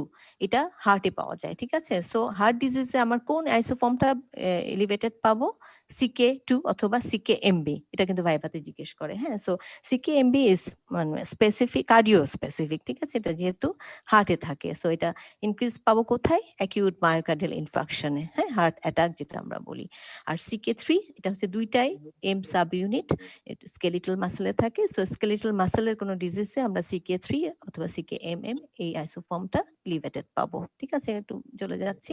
ঠিক একইভাবে ল্যাকটেট ডিহাইড্রোজেনেস, এটা হচ্ছে একটা টেট্রামার। টেট্রামার এটা কয়টা পলিপেপটাইড চেন থাকছে, চারটা। তিনটা ম্যাডাম। না, টেট্রা মানে চারটা, হ্যাঁ, চারটা। এবং এখানেও দুই ধরনের সাব ইউনিট থাকে, একটা হচ্ছে H for heart and M for muscle. এবং এই এইচ এবং এম এই দুটো সাব টাইপ বিভিন্ন পারমুটেশন কম্বিনেশনে আলটিমেটলি আমাদের পাঁচটা আইসো এনজাইম বা পাঁচটা আইসো ফর্ম তৈরি করে, হ্যাঁ। যেমন এই যে একটু ছবি দেখলে মনে থাকে আমাদের, এই যে দেখো এটা হচ্ছে চারটা, তো থাকবে চারটার মধ্যে এটা মানে এভাবে পাঁচটা বলেছি তো আইসোফর্ম, তাহলে এলডিএইচ 1 থেকে এলডিএইচ 5, তাই না, 1 2 3 4 5। এন্ড এলডিএইচ 1 কি দেখো চারটা মানে ইয়ে মানে টেট্রামার যেহেতু, চারটাই কিন্তু আমাদের এইচ সাব ইউনিট দিয়ে হয়েছে, ঠিক আছে। আর এখানে হচ্ছে তিনটা এইচ, একটা এম, একটা এম। ছবিগুলো দেখো, দিস ইজ এম, এই গোল্লার যেটা ওটা হচ্ছে এম, আর স্কোয়ার যেটা সেটা হচ্ছে এইচ সাব ইউনিট। সো এখানে আমাদের এটা এলডিএইচ টু, ঠিক একইভাবে ইকুয়াল ইকুয়াল, এটা 50-50, ঠিক আছে, দুইটা এইচ দুইটা এম, আলটিমেটলি এলডিএইচ থ্রি হচ্ছে। আর এখানে উল্টায় যাচ্ছে, একটা এইচ তিনটা এম, আর এখানে ওইটা যেমন চারটা এইচ ছিল, এটা চারটা। এই এই কম্বিনেশন ছাড়া আর কোনোভাবেই সম্ভব না। টেট্রামার এবং এই দুইটা সাব ইউনিট আলটিমেটলি ডিফারেন্ট ওয়েতে কম্বাইন্ড করে আমাদের পাঁচটা আইসোফর্ম তৈরি করছে। সো এলডিএইচ এর আইসোফর্ম হচ্ছে পাঁচটা, এলডিএইচ 1 থেকে এলডিএইচ 1 2 3 4 5, ঠিক আছে। এত কিছু মনে না রাখতে পারলে অসুবিধা নাই, একটু মনে রেখো যে এটা পাঁচটা আইসোফর্ম আছে এবং এটা টেট্রামার। এগুলো ভাইভাতে জিজ্ঞেস করে যে ক্রিয়েটিন কাইনেসটা কি, ডাইমার নাকি টেট্রামার, এই জিনিসটা মনে রেখো। আর এইখানে একটা জিনিস দেখো, এখানে অনেক কথা লিখেছে, আমি ওই কথাগুলো রিপিট করেছি, হ্যাঁ, এত কিছু দরকার নাই। এই যে দেখো এলডিএইচ এর এলডিএইচ 1 থেকে এলডিএইচ 5, হ্যাঁ, এগুলা মানে কিভাবে কোথায় কয়টা সাব ইউনিট থাকে এটা তো আমি ছবিতে দেখিয়েছি, ছবিতে আমাদের একটু মনে থাকে। এটা চারটাই এইচ, এটা চারটা এম, এখানে একটা করে এইচ কমে গেল, এখানে 50% হলো, আর এখানে হচ্ছে আরো একটা এইচ কমে গেল, মানে এই কম্বিনেশনে। আমরা এত কিছু মনে রাখার দরকার নেই। এই দেখো আমি লাল কালি দিয়ে যে দুটো দিয়েছি ওটা একটু মনে রাখবে, যে এলডিএইচ 1 এটা কিন্তু হার্টেও থাকে আরবিসিতেও থাকে, আবার এলডিএইচ 2টা হার্টেও থাকে আরবিসিতে থাকে। কিন্তু নর্মালি কিন্তু দেখো দেখো একটা জিনিস, যে এলডিএইচ 2টা 35% মানে থাকে, অনেক বেশি থাকে এলডিএইচ 1 এর চেয়ে। কিন্তু কোনো কারণে যদি এলডিএইচ 1 লেভেলটা এলডিএইচ 2 এর চেয়ে বেশি হয়ে যায়, তখন আমাদের কনফার্ম যেটা মানে হার্টের কোনো প্রবলেম হয়েছে, ঠিক আছে, এটা একটা মনে রাখতে হবে। আর এইগুলি যেহেতু একটু মানে অত স্পেসিফিক না, হার্টেও থাকে, আবার এদিকে মানে এইচ এম এটা মানে মিক্সড ফর্মে থাকে, এটা আমাদের অত বেশি কনসার্ন না, আমরা মনে রাখার দরকার নেই। আরটা দেখো চারটা এম যেখানে আছে সেটা হচ্ছে স্কেলিটাল মাসেল এবং লিভারে থাকে। তো সো কোনো স্কেলিটাল মাসেল অথবা লিভার ডিজিজে আমাদের এলডিএইচ 5। এখন আমি স্কেলিটাল মাসেল ডিজিজ নাকি লিভার ডিজিজ, এটা তো আমি আসলে মানে তার কিছু সাইন সিমটম পাবো। পেশেন্ট এসে আমাকে লিভার ডিজিজের কিছু হয়তো জন্ডিস আছে তার, বা কিছু পেটে ব্যথা বলতেছে, হ্যাঁ, লিভারটা একটু এনলার্জ আছে, যে কোনো কারণে যেটা হোক, এসব সাইন সিমটম নিয়ে আসবে। সাথে যদি আমি এলডিএইচ 5টা বেশি পাই, তাহলে লিভারের সাইন সিমটম আবার এলডিএইচ 5 বেশি, তাহলে আমি এটা কনফার্ম যে লিভার ডিজিজ, কারণ স্কেলিটাল মাসেলের তার কোনো সমস্যা নাই ওই রিলেটেড। সো তখন আমি এটাকে এক্সক্লুড করে দিতে পারবো, ঠিক আছে। আর এলডিএইচ 1টা যদি বেশি হয় তাহলে এটা হচ্ছে হার্ট ডিজিজ বা মায়োকার্ডিয়াল ইনফাকশন। আর এলডিএইচ 5 বেশি হলে either it may be liver disease, লিভারটাই আসলে বেশি, আর স্কেলিটাল মাসেল যদি তার লিভারের কোনো সাইন সিমটম না থাকে, তাহলে আমাদের স্কেলিটাল মাসেলতে কোনো ক্রাশ ইনজুরি বা অন্য কোনো সমস্যা আছে ওই ধরনের হিস্ট্রির সাথে কোরিলেট করে আমরা ডায়াগনোসিসটা কনফার্ম করতে পারি। আর মাঝখানে এগুলো মনে রাখার দরকার নেই, শুধু মনে রেখো যে এলডিএইচ 5 5টা আইসোফর্ম আছে, ঠিক আছে। এখন এই জিনিসগুলো আমি আসলে আর বলবো না, কারণ এএলটি এএসটি এগুলো আমরা পড়েছি, হ্যাঁ। এএলটি কোথায় বেশি থাকে দেখো, একটা জিনিস একসাথে সবগুলো দেখায়। এন্ড এএলটি এএসটি এগুলো দেখো সবগুলাই কিন্তু সাইড মেজর সোর্স গুলো সেম, কিন্তু দেখো আগে পরে আমি করেছি। একটা বলেছি লিভার, হার্ট, স্কেলেটাল মাসেল, আর এখানে কি বলেছি এএসটি বলেছি হার্ট, লিভার, স্কেলেটাল মাসেল, মানে এই তিনটা আইসোফর্ম থাকে, ঠিক আছে। কিন্তু ALT is more specific for liver, ঠিক আছে, and AST is more specific for heart, এই জন্য হার্টটা আগে বলেছি, ঠিক আছে। এএলটি এএসটি এগুলা আর এত ডিটেলস পড়বো না, এই কথাটাই বলেছি। ALT is more specific than AST for liver disease, এটা মনে রেখো, হ্যাঁ। মানে লিভারের ফাংশন টেস্ট করার জন্য মানে এনজাইমেটিক যে টেস্টগুলো করি, এখানে ALT is more specific than AST, ঠিক আছে। আর তোমরা তো আলাদা করে মানে গত ক্লাসে লিভার ডিজিজ গুলা পড়েছো। আর অ্যালকালাইন ফসফেটেস মানে লিভারে থাকে, বোনে থাকে, প্লাসেন্টায় থাকে, ইন্টেস্টাইন, এত কিছু না। আমরা লিভারে কোলেস্টেসিস যদি হয় তখন আমাদের এটা বাড়তে পারে, অথবা বোনের কোনো ডিজিজ হলে এটা বাড়তে পারে। কোন আইসোফাই আমরা আসলে বলেছি এত অন্যান্য ডিজিজ গুলো আমরা এত ডিটেলস পড়বো না, বোন বা মাসেল ডিজিজ এগুলো পড়বো না। সো এখানে আমাদের আর অ্যাসিড ফসফেটেস একটু আগে বলেছিলাম যে প্রস্টেট এবং বোনসের মধ্যে থাকে, যে প্রোস্টেটিক কার্সিনোমা যদি হয় তাহলে সে অথবা বোন ডিজিজ এটা বাড়তে পারে। হ্যাঁ, আমি বলেছি যে অন্যান্য গুলো মাত্র মনে রাখার দরকার নেই। লিভারে কোন কোন এনজাইম গুলা বাড়ে লিভার ডিজিজে, এবং হার্ট ডিজিজে কোন কোন এনজাইম গুলা, এগুলো আমরা একটু মনে রাখবো। আর এটা কোথায় থাকে এগুলো মনে রাখতে পারলে রাখলে, না না, ঠিক আছে। আচ্ছা, এই যে এই সবকিছু ভুলে গিয়ে এতক্ষণ যা বললাম জাস্ট এই ছোট্ট একটা চার্ট দিয়ে তোমরা মনে রাখতে পারবে যে কার্ডিয়াক ডিজিজে আমাদের কোন কোন এনজাইম গুলো করতে হবে। ক্রিয়েটিন কাইনেজ কোন ফর্মটা বলো তো, আইসোফর্মটা একটু আগে বলেছি সিকে এমবি অথবা সিকে2। এএসটি আমি বলেছি যে ALT is more specific for liver but AST is specific for cardiac disease. আর ল্যাকটেট ডিহাইড্রোজেনেজ এলডিএইচ কোন ফর্মটা কার্ডিয়াক ডিজিজে পারবে, LDH1 বলেছিলাম না, লাল প্রথম লেখাটা ছিল, দেখো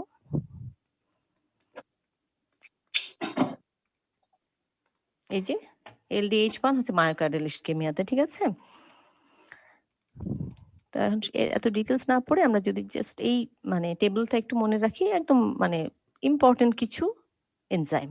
লিভারে আমাদের ALT, AST, gamma ALP, gamma GT, LDH. হ্যাঁ, এলডিএইচ কোন ফর্মটা, LDH5 বলেছিলাম যে মানে লিভার এবং স্কেলেটাল মাসেল ডিজিজে LDH5টা বাড়ে। বোন ডিজিজে অ্যালকালাইন ফসফেটেস, অ্যাসিড ফসফেটেস। মাসেলে বাড়ে হচ্ছে ক্রিয়েটিন কাইনেজে 3 ফর্মটা, তাই না, CKMM। LDHও বাড়ে, LDH5 বলেছে স্কেলেটাল মাসেলে। অ্যালডোলেজ একটা এনজাইম, এটা মাসেলে থাকে। প্যানক্রিয়াটিক ডিজিজ একটু আগে বলেছিলাম যে অ্যামাইলেজ লাইপেজ বাড়ে। আর ক্রিয়েটিন কাইনেজে CK1 যেটা, CKBB যেটা, সেটা মানে ব্রেইনে যেহেতু থাকে, সো সেরিব্রাল স্ট্রোকে আমাদের এই ক্রিয়েটিন কাইনেজটা বাড়তে পারে। সো আগে যা বলেছি ওগুলো ভুলে গেলেও অসুবিধা নাই, জাস্ট এই টেবিলটা যদি স্পেসিফিক কয়েকটা, বিশেষ করে কার্ডিয়াক এবং লিভার ডিজিজ এগুলা ভোলা যাবে না, হ্যাঁ, যেহেতু আমরা এগুলো ডিটেলস পড়বো। আচ্ছা, এখন একটু একটু করে যাই যে লিভার ডিজিজে আমাদের কোন এনজাইমগুলো রিলেটেড। হ্যাঁ, একটা হচ্ছে আমরা এই লিভার ডিজিজের যে এনজাইমগুলো মানে আমরা পড়বো সেটাকে আমরা দুইটা ভাগে ভাগ করে নিতে পারি। একটা হচ্ছে এনজাইমস মানে related to hepatocellular damage, liver সেলের কোনো ড্যামেজের জন্য কোন এনজাইমগুলো বাড়ে। আরটা হচ্ছে এনজাইমস ইন্ডিকেটিং কোলেস্টেসিস অথবা অবস্ট্রাকটিভ লিভার ডিজিজে কোন এনজাইমটা বাড়ে। তোমরা কিন্তু জানো, এটা পড়ে ফেলেছো। বলো তো হেপাটোসেলুলার ড্যামেজ আমাদের কোন এনজাইমগুলো দেখতে হবে? আর কোলেস্টেসিস বা অবস্ট্রাকশনে আমরা হেপাটিক কোন এনজাইমটা দেখবো? এটা কিন্তু তোমাদের গত ক্লাসের পড়া, এটা তোমাদের কতটুকু মনে আছে আমাকে বলো। আমি নতুন করে কিন্তু এটা কিছু বলছি না, তোমাদের পড়া জিনিস। বলো, একটু রেসপন্ড করো। Ma'am ALT/AST hepatocellular cellular damage ড্যামেজের জন্য, আর কোলেস্টেসিসের জন্য আমার অ্যালকালাইন ফসফেটেজ আর গামা জিটি, তাই না, এগুলা দেখি। আবার গামা জিটিতে আবার লিভার সিরোসিস বা অ্যালকোহলিক লিভার সিরোসিসে কিন্তু গামা জিটিটা বাড়ে। আচ্ছা, যাই হোক, কিন্তু তোমাদের পুরনো পড়া, একই কথা বলছি। দেখো এটা ছবিটাই জাস্ট দেখো, নর্মালি দেখো এটা একটা লিভার সেল, সেলের ভিতরে ইন্ট্রাসেলুলার এনজাইম থাকে। কোনো কারণে যে লিভারের কোনো ডিজিজ বা প্যাথোলজির জন্য সেলুলার ড্যামেজ হয়, তখন দেখা যাবে যে ইন্ট্রাসেলুলার এনজাইম গুলা সেল মেমব্রেন দিয়ে আমাদের ব্লাডের প্লাজমা লেভেলটা এলিভেটেড করে দিবে, ঠিক আছে। এনজাইমস ফর হেপাটোসেলুলার ড্যামেজ তোমরা বলে ফেলেছো যে ALT, কারণ আমরা বলেছি ALT is more specific for liver disease than AST, সেজন্য আমরা ALT টা আগে পড়ছি। এটা নর্মালি মানে লিভারে খুব লিভার সেলের ভিতরে ভেরি হাই কনসেন্ট্রেশনে থাকে, যার কারণেই তোমার সাধারণত লিভার সেলের কোন কোন কম্পার্টমেন্টে থাকে, এটা হচ্ছে একটা সাইটোপ্লাজমিক এনজাইম, ঠিক আছে। সেলে তো সাইটোপ্লাজমও থাকতে পারে, মাইটোকন্ড্রিয়াতেও থাকতে পারে। এএলটিটা ইউজুয়ালি একটা সাইটোপ্লাজমিক এনজাইম। সো লিভার সেলের যে সাইটোপ্লাজম আছে সেখানে হেপাটোসাইটের সাইটোপ্লাজমে এই এএলটিটা থাকে ভেরি হাই কনসেন্ট্রেশনে। এখন কোনো কারণে যদি লিভার মানে ইনজুরি অথবা ইনফ্লামেশন হয়, যেমন একটা ভাইরাল হেপাটাইটিস একটা কারণ হতে পারে, তখন এএলটি লেভেলটা নর্মালের চাইতে অনেক ফোল্ড রাইজ করে যেতে পারে।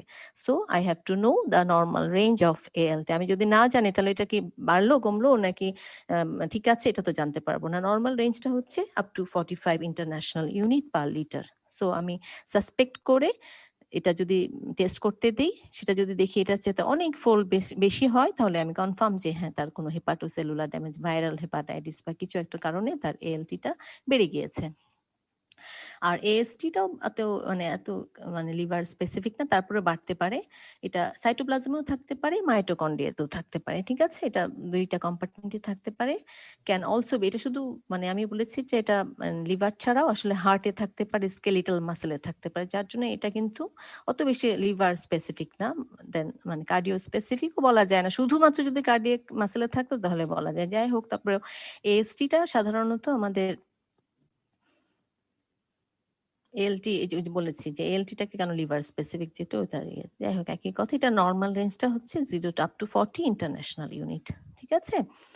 আচ্ছা, এবার মানে কোলেস্টেসিস বা বিলিয়ারি ট্র্যাক্ট অবস্ট্রাকশনে আমাদের কোন ইয়েটা এনজাইমটা দেখতে হবে, অ্যালকালাইন ফসফেটেজ। সাধারণত এগুলা বিলিয়ারি ট্র্যাক্টের যে লাইনিং সেল থাকে সেই সেলে পাওয়া যায়। কোনো কারণে যদি অবস্ট্রাকশন হয় তাহলে হচ্ছে এটা ব্যাকফ্লো হয়ে একটা মানে ওই সেলগুলোর উপরে একটা প্রেসার ক্রিয়েট করে আলটিমেটলি অ্যালকালাইন ফসফেটেজ লেভেলটা বেড়ে যায়, ঠিক আছে। সো যে কোনো ধরনের কোলেস্টেসিস বা এটা বিলিয়ারি ট্র্যাক্ট অবস্ট্রাকশন অথবা হেপাটিক মানে ইন্ট্রা অথবা এক্সট্রা হেপাটিক কোলেস্টেসিস যদি থাকে, সেই ক্ষেত্রে আমাদের অ্যালকালাইন ফসফেটেজ লেভেলটা বেড়ে যায়। এটা এমন হতে পারে কি কারণে অবস্ট্রাকশন হতে পারে, যেমন একটা হতে পারে যে তোমার হেড অফ দ্য প্যানক্রিয়াসে যদি তোমার কোনো টিউমার থাকে, তাহলে কিন্তু বিলিয়ারি, কারণ কোথায় ওপেন করে বলো, bile duct, second part of the duodenum, pancreatic ডাক্টের সাথে মিলে এটা ওপেন করে। এখন কোনো কারণে যে হেড অফ দ্য প্যানক্রিয়াস একটা টিউমার থাকে, তাহলে কিন্তু বিলিয়ারি ডাক্ট অবস্ট্রাকশন হয়ে যেতে পারে। হ্যাঁ, সেই ক্ষেত্রে আমাদের এএলপিটা আমরা বেশি পাবো। So LP is elevated in all type of obstructive liver disease, একটু মনে রাখলেই হবে। হ্যাঁ, যেমন এই যে টিউমার মানে হেড অফ দ্য প্যানক্রিয়াসে যদি টিউমার, নর্মাল রেঞ্জটা হচ্ছে 40 to 125 international unit per litre.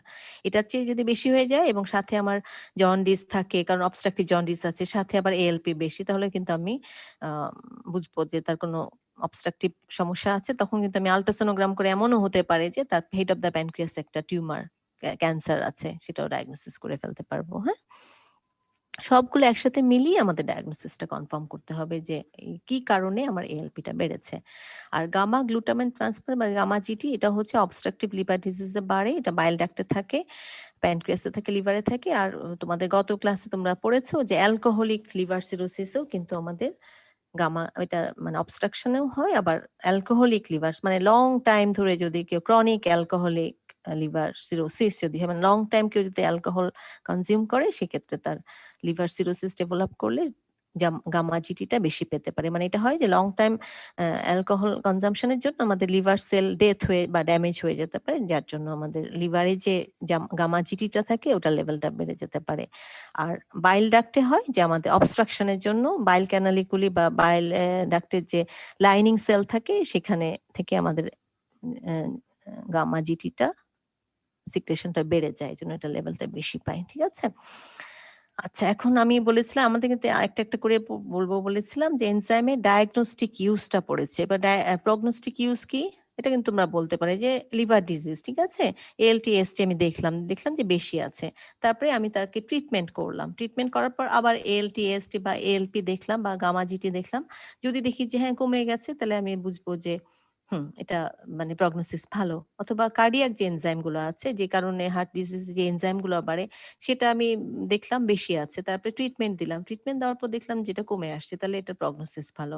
So prognostic use of enzyme যেমন হচ্ছে ক্রিয়েটিন কাইনেজ, এলডিএইচ, এগুলো করতে পারি। প্রগনোসিস অফ মায়োকার্ডিয়াল ইনফার্কশন, কারণ এই এনজাইম গুলো হচ্ছে কার্ডিয়াক এনজাইম, তাই না।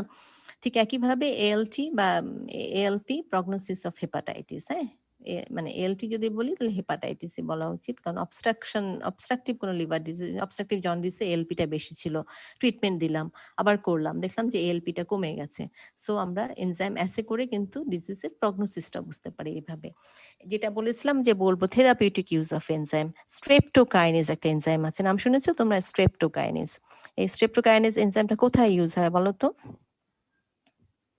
মায়োকার্ডিয়াল ইনফ্রাকশন, ঠিক আছে। এটা হচ্ছে সাধারণত স্ট্রেপ্টোকাইনেজ এনজাইমটা যে মানে ব্লাড ক্লট যেটা সে ডিসলভ করে দেয়। মনে করো একটা ব্লাড ভেসেলের ভিতরে করোনারি আর্টারির মধ্যে একটা ব্রাঞ্চের মধ্যে মনে করো যে ব্লক হয়ে গেছে একটা ক্লট হয়ে, এখন স্ট্রেপ্টোকাইনেজের ব্লক হলে অক্সিজেন সাপ্লাই কমে যাবে হার্টে, মানে ইস্কেমিয়া ডেভেলপ করে এবং হার্টের সেলগুলো ড্যামেজ বা ডেথ হয়ে আলটিমেটলি হার্ট অ্যাটাক যেটা বলি মায়োকার্ডিয়াল ইনফ্রাকশন হয় আর কি। ব্যাপারটা মেকানিজমটা এরকম। এখন কোনো কারণে যদি মনে করো যে আমি একটা পেশেন্ট আসলো, আমি তাকে মানে তার এনজাইম গুলা করে দেখলাম যে কার্ডিয়াক এনজাইম গুলা বেশি আছে, ইসিজি তে তার কিছু চেঞ্জ আছে, তার মানে আমি সাসপেক্ট করছি যে তার হার্ট অ্যাটাক হয়েছে।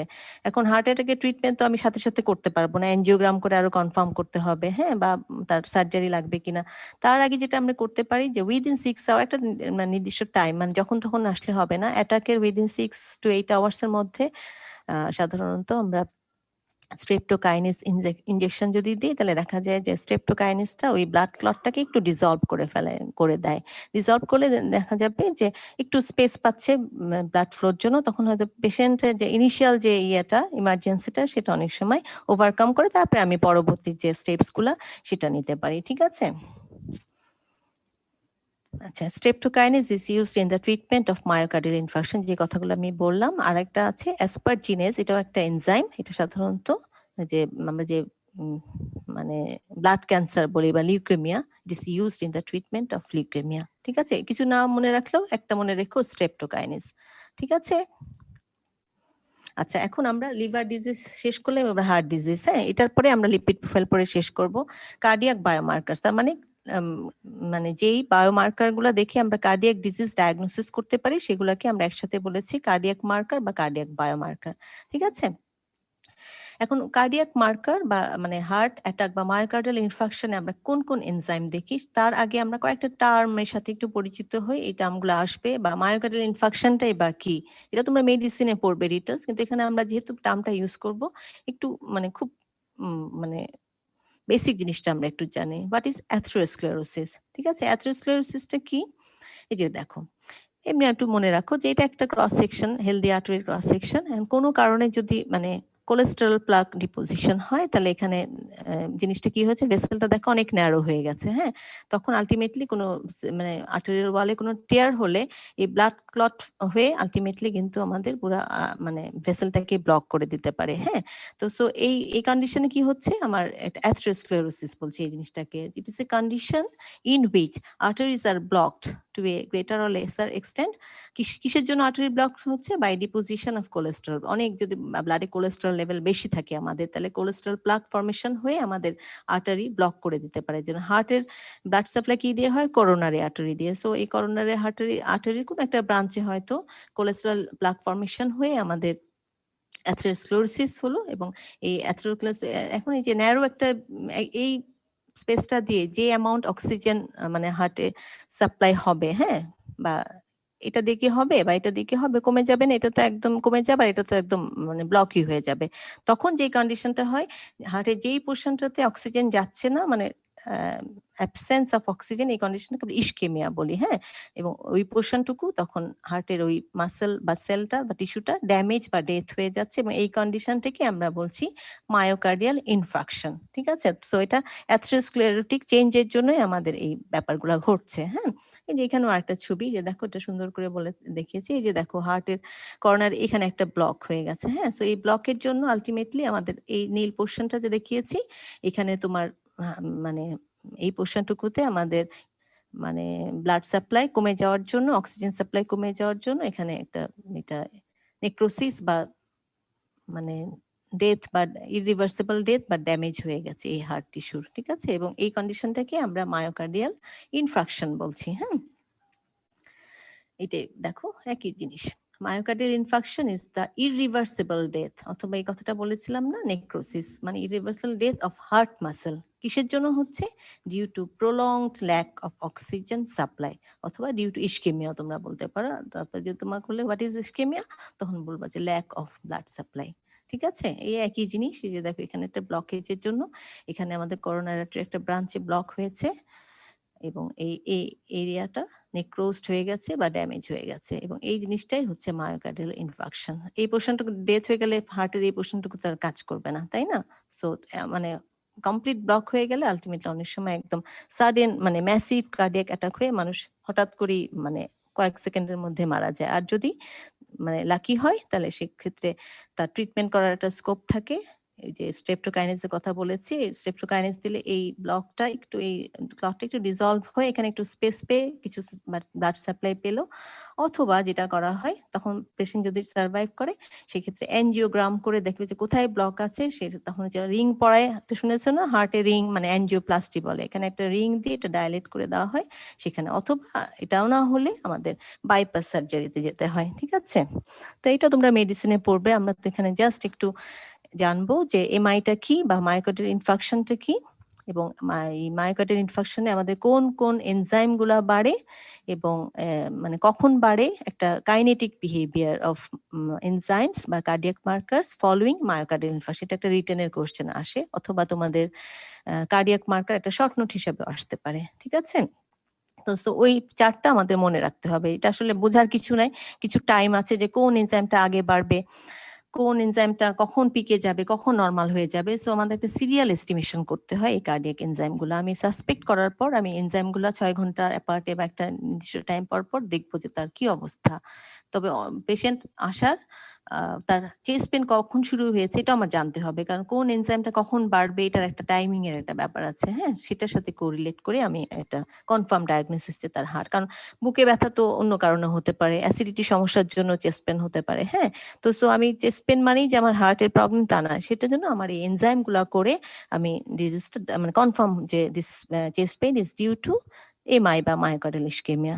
যতক্ষণ না পর্যন্ত আমরা ওই এনজাইম গুলো বেশি না পাবো নর্মালের চাইতে, ততক্ষণ পর্যন্ত এই চেস্ট পেনের কারণটা হার্ট ডিজিজের জন্য বা হার্ট অ্যাটাকের জন্য হয়েছে সেটা বলতে পারবো না। ঠিক আছে, সো এটা শর্ট নোট আসে অথবা কোশ্চেন হিসাবে আসে, what do you mean by cardiac markers. আর পরে আমি যে টেবিলটা দেখাবো ওইটাও আসে যে কাইনেটিক বিহেভিয়ার, মানে একটা মায়োকার্ডিয়াল ইনফাকশন বা হার্ট অ্যাটাকের পরে কার্ডিয়াক এনজাইম গুলার কি চেঞ্জ হচ্ছে, কখন এটা বাড়বে, কত ঘন্টা পর বাড়বে, কখন এটা একদম পিকে যাবে, অথবা কতক্ষণ পর আবার এটা এটা কিন্তু বেড়ে সবসময় থাকবে না, একটা সার্টেন পিরিয়ড অফ টাইম এটা ব্লাডে বেড়ে থাকবে। তারপরে একটা নির্দিষ্ট টাইমের পরে এক একটা এনজাইমের এই টাইমিংটা ডিফারেন্ট, এই জন্য এটাকে kinetic behaviour of cardiac markers বলেছি। হ্যাঁ, তো সো এটা আমি পরে ইয়েতে বলবো। এখন কার্ডিয়াক মার্কার্স গুলা কি, কিন্তু আমি আসলে অলরেডি বলেই ফেলেছি। যদি ডিফাইন করতে হয়, these are the intracellular enzymes or proteins.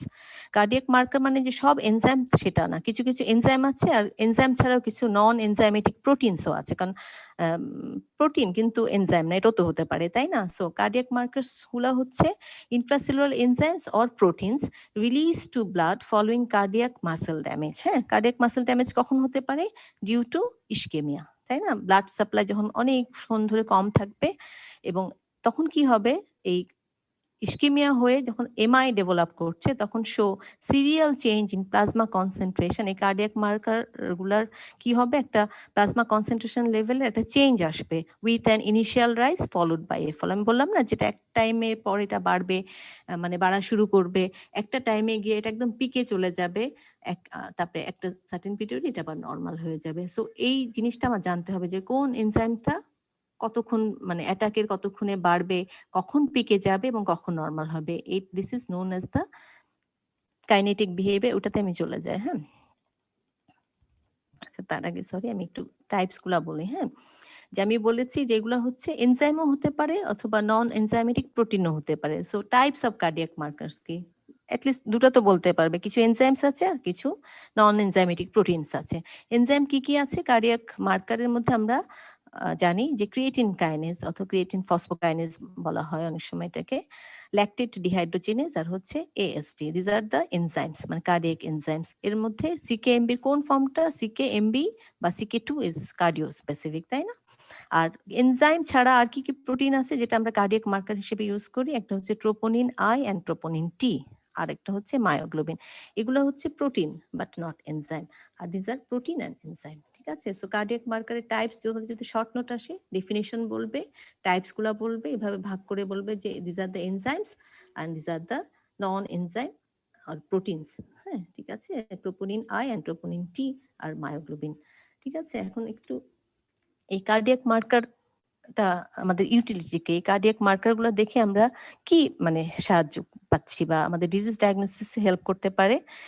Early diagnosis of MI, prognosis, মানে আমি যতই আর্লি ডায়াগনোসিস করবো একটা ডিজিজ ততই তাড়াতাড়ি তো আমি ট্রিটমেন্ট দিতে পারবো। হ্যাঁ, তো সো আমি একটা পেশেন্ট আসলো তোমার কাছে চেস্ট পেন নিয়ে, তোমার জানতে হবে যে তার হিস্ট্রিটা নেওয়ার পর তুমি কি এখন ইনভেস্টিগেশন করতে দেবা, কত ঘন্টা আগে হয়েছে, কোন এনজাইমটা এখন তুমি বেশি পেতে পারো, এটা চার্টটা দেখার পর তুমি সেই অনুযায়ী তাকে অ্যাডভাইস করবে। হ্যাঁ, তো প্রগনোসিস মানে কি, যে বলেছি যে এমআই হওয়ার পর হয়তো কার্ডিয়াক এনজাইম বেশি ছিল, ট্রিটমেন্ট দিলাম, দেওয়ার পর আমি আবার সেই এনজাইমটা দেখলাম, যদি কমে যায় তাহলে বুঝবো যে প্রগনোসিস ভালো, আর যদি বেড়ে যায় না এটা ভালো হচ্ছে না, একই থাকে স্টেবল আছে। ঠিক আছে?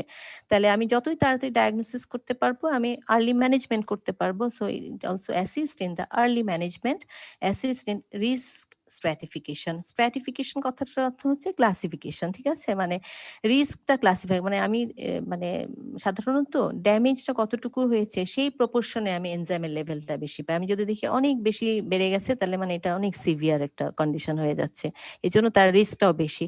আর যদি দেখি যে না অল্প বেড়েছে নর্মালের চাইতে, তার মানে তার ড্যামেজটা অত বেশি না। হ্যাঁ, তো সো এটা তার রিস্কটা একটু কম। সো আমি কিন্তু এনজাইম গুলা লেভেলটা দেখে, মানে এটা কিন্তু মানে সিভিয়ার মানে খুব বেশি বেড়েছে নাকি মোটামুটি, সেই হিসাবে আমি এটা রিস্কটা ক্লাসিফাই করতে পারি যে কিরকম রিস্কে আছে পেশেন্টটা। হ্যাঁ, এবং এটা ডিটেক্ট রিঅক্লুশন, অনেক সময় আগে একবার হয়েছিল আবার হয়তো মানে পেশেন্টটা কমপ্লেন নিয়ে আসলো চেস্ট পেন, আমি করলাম, করে দেখলাম যে হ্যাঁ কার্ডিয়াক মার্কার গুলো বেশি আছে। সো রিঅক্লুশন অথবা রিইনফ্রাকশন, মানে আবার নতুন করে মানে ব্লাড ভেসেলটা অক্লুডেড হয়েছে বা ব্লক হয়েছে এবং নতুন করে ইনফ্রাকশন ডেভেলপ করেছে, সেটাও আমি কার্ডিয়াক মার্কার গুলো দেখে বুঝতে পারি। ঠিক আছে? আচ্ছা, এখন একটা আইডিয়াল কার্ডিয়াক মার্কারের কি কি ক্যারেক্টারিস্টিক্স আছে, এইটা না তোমাদের শর্ট নোট হিসাবে যদি আসে তোমাদের টাইম এবং সময় এবং মানে নাম্বারের উপরে ইয়ে করে তোমরা একটু শর্ট করে, এটা তখন না দিলেও হবে, তখন তুমি কার্ডিয়াক মার্কার কাকে বলে, ডেফিনেশন, টাইপ এবং এটার মানে ইম্পর্টেন্সটা কি, ক্লিনিক্যাল ইউটিলিটি, এবং সাথে ইয়েটা দিয়ে দিবা। এটা আমি আর তো বলছি না। হ্যাঁ, এটা মানে তোমরা দেখে নিও।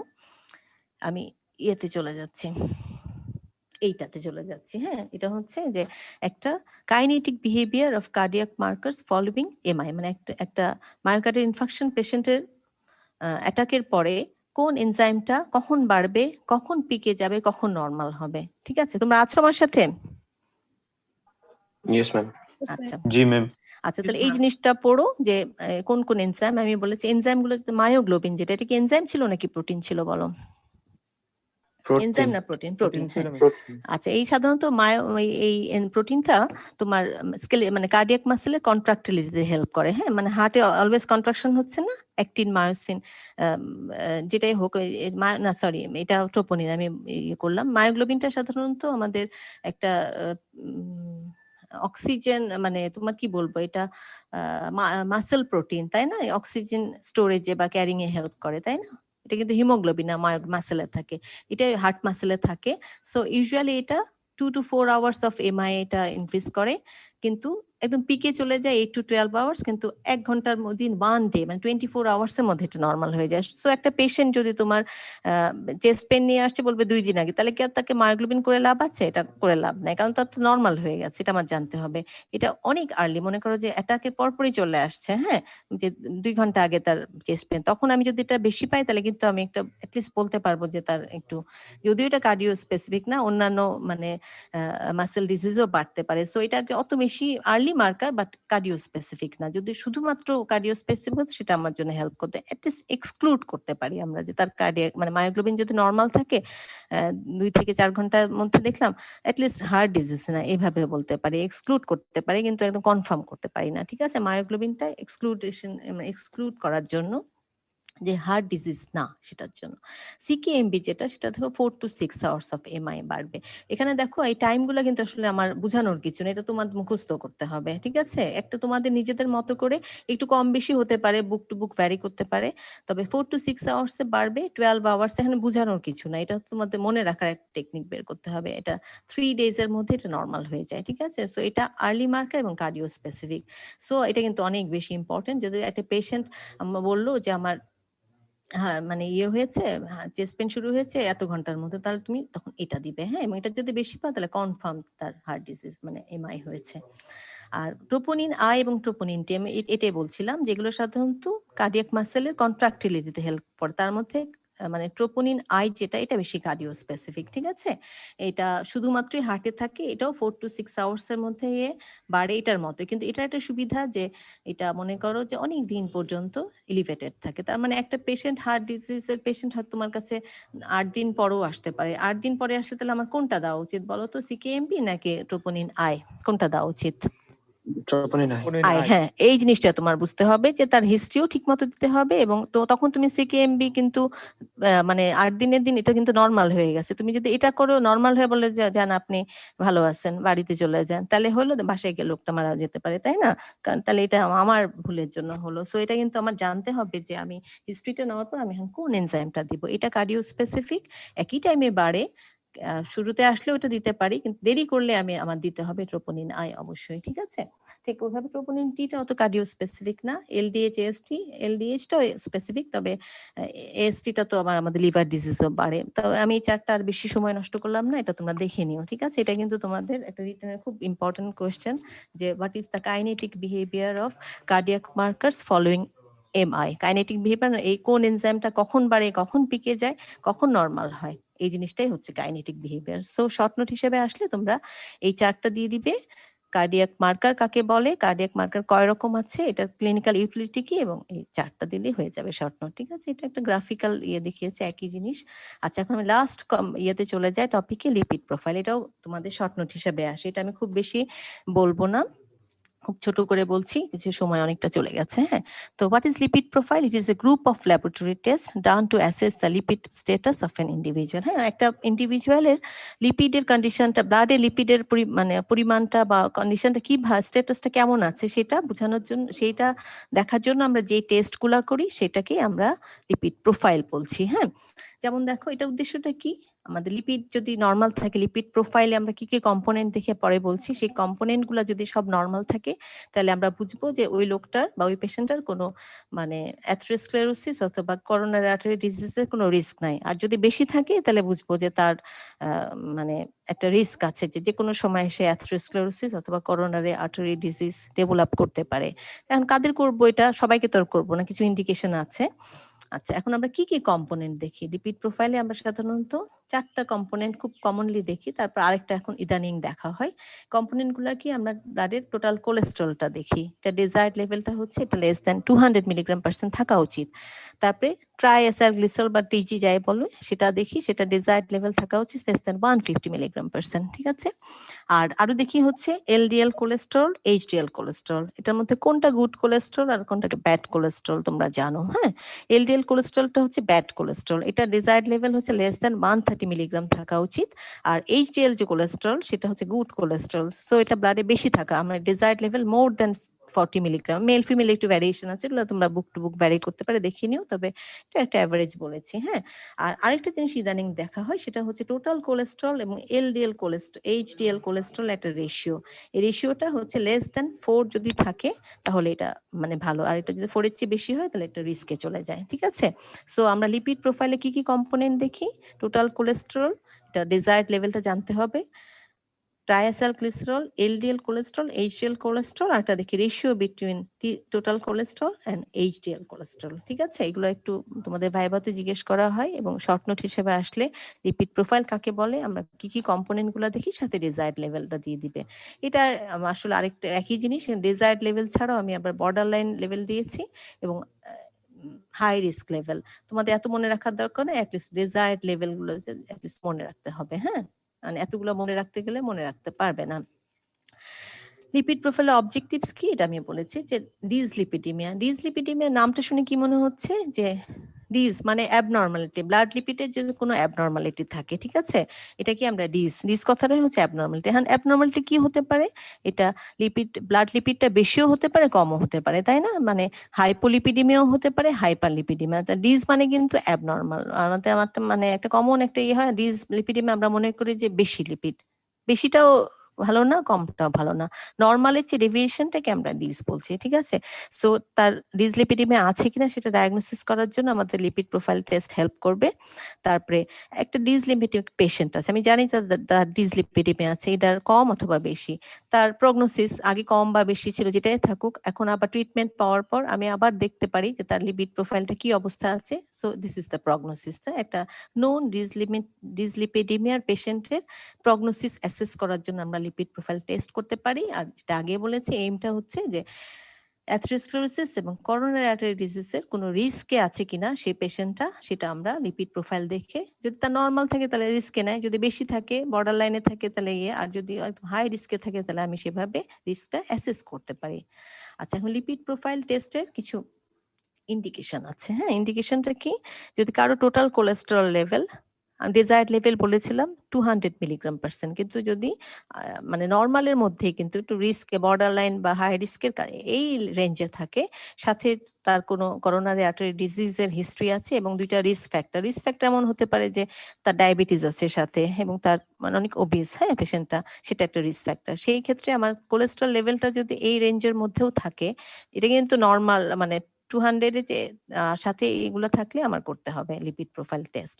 আরেকটা বলেছি যে টোটাল কোলেস্টেরল লেভেল যদি এই লেভেলের বেশি হয়ে যায়, মানে 230 উপরে, দ্যাট মিনস 240 অর মোর, তখন আমার তার কোনো রিস্ক ফ্যাক্টর থাকুক বা না থাকুক, তার কোনো করোনারি আর্টারি ডিজিজ থাকুক বা না থাকুক, সেই ক্ষেত্রে এই 240 অ্যান্ড অ্যাবাভ হলে আমি আর কোনো দিকে তাকাবো না, তাকে লিপিড প্রোফাইল করতে দিব। হ্যাঁ, আর আরেকটা বলেছি যে কারো যদি পারসিস্টেন্টলি 200 মিলিগ্রাম/%-এর বেশি থাকে, মানে অনেক দিন ধরে তার 200 কমছেও না, তাহলে আমার কিন্তু এই যে 200 কিন্তু তার ডিজায়ারেবল, তারপরেও করতে হবে যে তার পারসিস্টেন্টলি যদি এটা থাকে, সেই ক্ষেত্রে আমাদের লিপিড প্রোফাইল টেস্ট করতে দিতে হবে।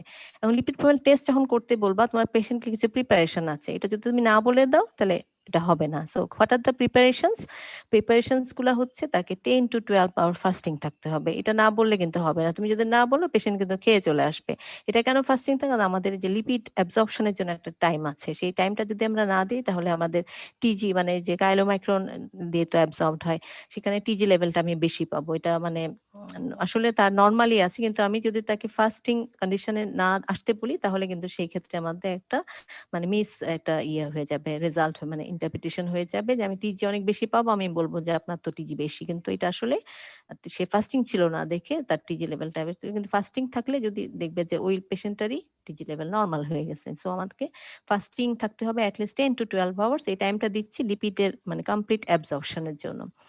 তারপরে usual died in the previous, যেদিন টেস্ট করবে তার 3 দিনের মধ্যে সে নর্মাল খাবার, এমন না যে সে একদম একদম মানে হার্ড একটা মানে একদম ড্রাস্টিক একটা ডায়েট কন্ট্রোলে চলে যাবে, তাহলে তার এমনি লিপিড লেভেল গুলো কম, প্রোফাইল গুলো কম পাবো। নর্মাল ডায়েট খাবে প্রিভিয়াস 3 দিনে, এবং ইউজুয়াল অ্যাক্টিভিটিস মানে 3 দিন প্রচুর পরিমাণ এক্সারসাইজ করে তারপরে যদি আসে তাহলে তো রেজাল্টটা ঠিক হবে না। সো প্রিভিয়াস 3 দিন সে নর্মাল অ্যাক্টিভিটিস করবে, নর্মাল ডায়েট খাবে, শুধু আসার আগে 10 থেকে 12 ঘন্টা ফাস্টিং অবস্থায় আসবে, এবং তার কিছুগুলো মানে কোনো ট্রমা, সার্জারি বা কোনো অ্যাকিউট ইনফেকশন, প্রেগন্যান্সি এগুলা থেকে ফ্রি থাকাটা ভালো। So this are the preparations of lipid profile.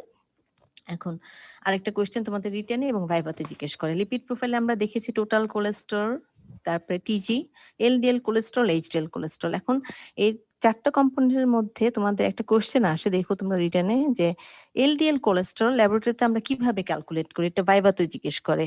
অন্যগুলা তোমরা ল্যাবে কয়েকদিন পরে করবে, যে মানে কোলেস্টেরল এস্টিমেশন এনজাইমেটিক মেথডে করি আমরা, হ্যাঁ ডাইরেক্ট মেথড বলি।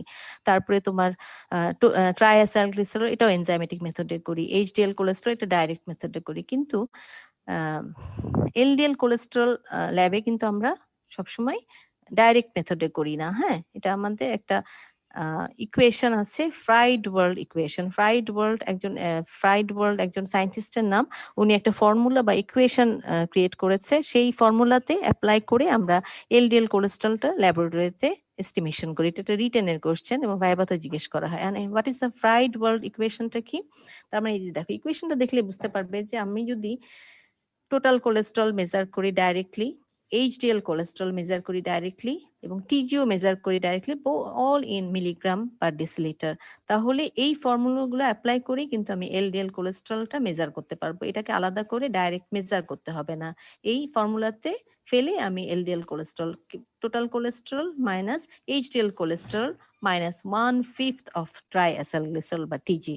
ঠিক আছে, তাহলে এখন এই প্রশ্নটা যদি আসে যে how do you calculate LDL cholesterol in laboratory, তোমার উত্তরটা এভাবে হবে যে ইট ক্যান বি মেজার্ড ডিরেক্টলিও করতে পারি, or by using Friedewald formula or equation. And what is the equation? This is LDL cholesterol equals to total cholesterol minus HDL cholesterol minus 1/5 of TG, all in milligram per deciliter. কিন্তু একটা কিন্তু আছে, এই fried world ইকুয়েশনটা কিন্তু applicable when triacylglycerol level is less than 400 milligram per deciliter. যদি এটা 400 milligram per decilitre এর কম থাকে বা তাইলে এটা অ্যাপ্লিকেবল। যদি টিজি তো কারো লেভেল এমন 600-700 হতে পারে, অনেকে কিন্তু টিজি লেভেল নর্মাল হচ্ছে, ডিজায়ারেবল হচ্ছে 150 মিলিগ্রাম পার্সেন্টেজে কম থাকা, কিন্তু অনেকে দেখবা যে 400-রও বেশি, তখন তুমি এই ফর্মুলাটা অ্যাপ্লাই করা যাবে না। This is the limitation of fried world formula. এটা ভাইভাতে জিজ্ঞেস করে। এই জিনিসগুলো কিন্তু তোমরা বইয়ে পাবে না, একটু কনসেন্ট্রেট পাবে, মানে অনেক কষ্ট করে খুঁজতে হবে।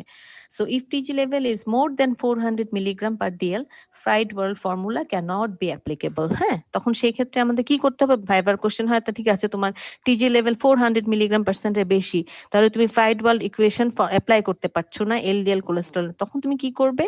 তখন আমার এই ডাইরেক্ট মেথডটা করতে হবে। এই ডাইরেক্ট মেথডটার নাম আছে বিটা কোয়ান্টিফিকেশন মেথড। হ্যাঁ, in that case beta quantification method অথবা direct method is applied to measure LDL cholesterol in laboratory. ঠিক আছে, এটা কিন্তু তোমাদের ভাইভা এবং রিটেনের একটা কোয়েশ্চেন, এটা একটু খেয়াল করে রেখো। এবং ফ্রাইড ওয়ার্ল্ড ফর্মুলাটা কি বোঝা গেছে? কি বুঝতে পেরেছো? জি ম্যাডাম। আচ্ছা, তো এটা একটু খেয়াল রেখো। এখন আরেকটা কোয়েশ্চেনও একবার রিটেনে আসছিল তোমাদের, ম্যাডাম আজকে এই পর্যন্ত থাকতে এই ভালো হতো এটাই ম্যাডাম। শেষ। আর আমি আইটেম আছে। আচ্ছা যাই হোক, আমি এখনই শেষ করে দিব। Laboratory tools for atherogenic risk assessment. ঠিক আছে, আমরা কি কি টুল দেখে আমরা ইয়ে করি, এটা আমি দিয়ে দিব তোমাদের। ঠিক আছে, এটাতে আমি গেলাম না, এটা একটু দেখে নিও। আর আরেকটা জিনিস লাস্ট, ডিসলিপিডিমি, এটা শর্ট নোট আসে। ডিসলিপিডিমি অলরেডি বলে ফেলেছি যে এটা একটা লিপিডের ডিসঅর্ডার। এটা লিপিড ইদার মানে হাই থাকতে পারে অথবা লো থাকতে পারে। এই কন্ডিশনটাকে আমরা ডিসলিপিডিমি, এটা শর্ট নোট হিসেবে। এটা আসলে তোমাদের মেডিসিনের ব্যাপার, এখানে এত কিছু বুঝবে না। কয় রকম আছে, প্রাইমারি এবং সেকেন্ডারি। প্রাইমারিটা সাধারণত কোনো ডিজিজের সাথে রিলেটেড থাকে না, এটা সাধারণত জেনেটিক কারণে হতে পারে। আর সেকেন্ডারি সাধারণত কোনো ডিজিজের কারণে যদি ডিসলিপিডিমিয়া হয়, সেটাকে আমরা সেকেন্ডারি এরকম। তাহলে ডিসলিপিডিমিয়া প্রাইমারি সেকেন্ডারি দুইটারই হাইপো হাইপার হতে পারে, তাই না? সো এই জিনিসগুলো আমি এখানে ক্লাসিফাই করেছি যে প্রাইমারি হাইপারলিপিডিমিয়া কি কি কি আছে, এটার কজ কি এবং কি কি আছে, এগুলো আমি বললাম না, আমি দিয়ে দিব স্লাইড তোমাদের। হ্যাঁ, আর প্রাইমারি একটা হাইপার, একটা বলেছে হাইপো, সেগুলোর কজ প্রাইমারি মানে সব সময় আননোন ইটিওলজি, মানে ইডিওপ্যাথিক, মানে এটা কোনো কজ জানা নাই, এটা কোনো ডিজিজের সাথে রিলেটেড না, এটা সাধারণত জেনেটিক কোনো কারণে হতে পারে। সো এটা প্রাইমারিটা হাইপারও হতে পারে, হাইপো মানে বেশিও হতে পারে, কম হতে পারে। ঠিক সেকেন্ডারিটা হাইপারও হতে পারে, হাইপো হতে পারে। এবং আমি আগেই বলেছি যে সেকেন্ডারিটা হচ্ছে তোমার ইয়ের সাথে রিলেটেড, ডিজিজের সাথে রিলেটেড। তাহলে সেকেন্ডারি হাইপারলিপিডিমিয়ার কারণ কি হতে পারে? নিউট্রিশনাল ফ্যাক্টরস হতে পারে, আমি যদি বেশি বেশি খাবার খাই সেটা হতে পারে। কোনো হেপাটিক কারণে, যে অবস্ট্রাকটিভ জন্ডিস, আমার কোলেস্ট্রল মানে বাইলটা অবস্ট্রাক্ট হয়ে যাচ্ছে, সো বাইল কম হওয়া মানে আমার কোলেস্ট্রল এক্সক্রিশনটা কমে যাবে, আমার কোলেস্ট্রল লেভেলটা ব্লাডে বেড়ে যেতে পারে। ঠিক একইভাবে ডায়াবেটিস মেলাইটাসেও হতে পারে, ক্রনিক রেনাল ফেলিওর, এগুলোতে সাধারণত ডায়াবেটিস মেলাইটাসে লাইপোপ্রোটিন লাইপেজ সিনথেসিসটা কমে যায়, কমে গেলে তখন তোমার মানে তোমার টিজিটা হাইড্রোলাইসিস হয় না, এই জন্য এটা লেভেলটা বেড়ে যায়। রেনাল ফেলিউরে এরকম কিছু ব্যাপার আছে যে লাইপোপ্রোটিন লাইপেজ এবং লাইপোপ্রোটিন রিসেপ্টর গুলার ডেফিসিয়েন্সি হয়ে যায়। এবং এন্ডোক্রাইন কিছু, মানে তোমরা থাইরয়েড ফাংশনে পড়েছো না, হাইপোথাইরয়েডিসে কোলেস্টেরল লেভেলটা বেড়ে যায়, সো সেই ক্ষেত্রে আমাদের হাইপারলিপিডিমিয়া ডেভেলপ করতে পারে। এবং কিছু ড্রাগস আছে যেমন স্টেরয়েড ওরাল কন্ট্রাসেপটিভস এগুলাতে আমাদের সেকেন্ডারি হাইপারলিপিডিমিয়া হয়। ঠিক একইভাবে সেকেন্ডারি হাইপোলিপিডিমিয়া হতে পারে, মানে আমাদের লিপিড লেভেল কমে যেতে পারে, যেমন হচ্ছে ক্রনিক ম্যাল অ্যাবজর্পশন। কারো যদি মানে অ্যাবজর্পশন অনেকদিন ধরে মানে প্রবলেম হয়, তার কিন্তু লিপিড অ্যাবজর্পশন না হলে লিপিড লেভেল কমে যেতে পারে। ম্যালিগনেন্সিতে হতে পারে, হ্যাঁ, মানে সেলুলার প্রলিফারেশন বেশি হয়, সো সেই ক্ষেত্রে আমাদের লিপিড লেভেলটা কমে যায়। তারপরে অ্যানোরেক্সিয়া নার্ভোসা একটা ডিজিজ, যেখানে হচ্ছে যে একটা সাইকোলজিক্যাল একটা মানে ডিজিজ, যেটাতে হচ্ছে যে তোমার একটা মানুষের ধারণা তার কিন্তু ক্ষুধা আছে, অ্যানোরেক্সিয়া মানে হচ্ছে ক্ষুধা নাই, মানে কমে যাওয়া, তাই তো? কিন্তু সে মনে করে কি যে আমি খেলেই আমার ওয়েট গেইন করবে, সেই জন্য এটা একটা মানে একটা সাইকোলজিক্যাল একটা ডিজিজ, যেটাতে হচ্ছে যে খাওয়ার ইচ্ছা আছে কিন্তু ওর একটা ধারণা যে আমি খেলে আমি ওয়েট গেইন করবো, সেই ভয়ে সে খেতেই চায় না, তখন তার লিপিড লেভেলটা কমে যায়। ঠিক আছে, সো থ্যাংক ইউ। ঠিক আছে, তোমাদের কিন্তু কি পরীক্ষা আছে কখন? ম্যাডাম অ্যানাটমি পরীক্ষা আছে ম্যাডাম, অ্যানাটমি তাও কি আবার 10:30? দুইটা। আচ্ছা ঠিক আছে, এখন তো আমি তো টাইম তো তোমাদের টাইমের মধ্যে শেষ করেছি। এখন তোমরা সেদিনও ক্লাস করো না, আমার 2টা ক্লাসে নেওয়ার কথা ছিল, কিন্তু আসলে একটু তাড়াহুড়া হয়ে গেল। যাই হোক, অত কঠিন কিছু না, আমার মনে হয় আমি এটা দিয়ে দিলে তোমরা বুঝতে পারবে। ঠিক আছে, এটা কিন্তু শর্ট নোট জি হিসাবে ম্যাডাম, আসে, ছোট করে পড়ে নিও। ঠিক আছে, ওকে। তোমরা পার্সেন্টেজ জি দিয়েছো ম্যাডাম, সবাই? জি ম্যাডাম। আচ্ছা ঠিক আছে, থ্যাংক ইউ তাহলে। হ্যাঁ, থ্যাংক ইউ ম্যাডাম, আসসালামু আলাইকুম। আসসালামু আলাইকুম ম্যাম। আসসালামু আলাইকুম। আসসালামু আলাইকুম ম্যাম। আসসালামু আলাইকুম। আসসালামু আলাইকুম ম্যাম।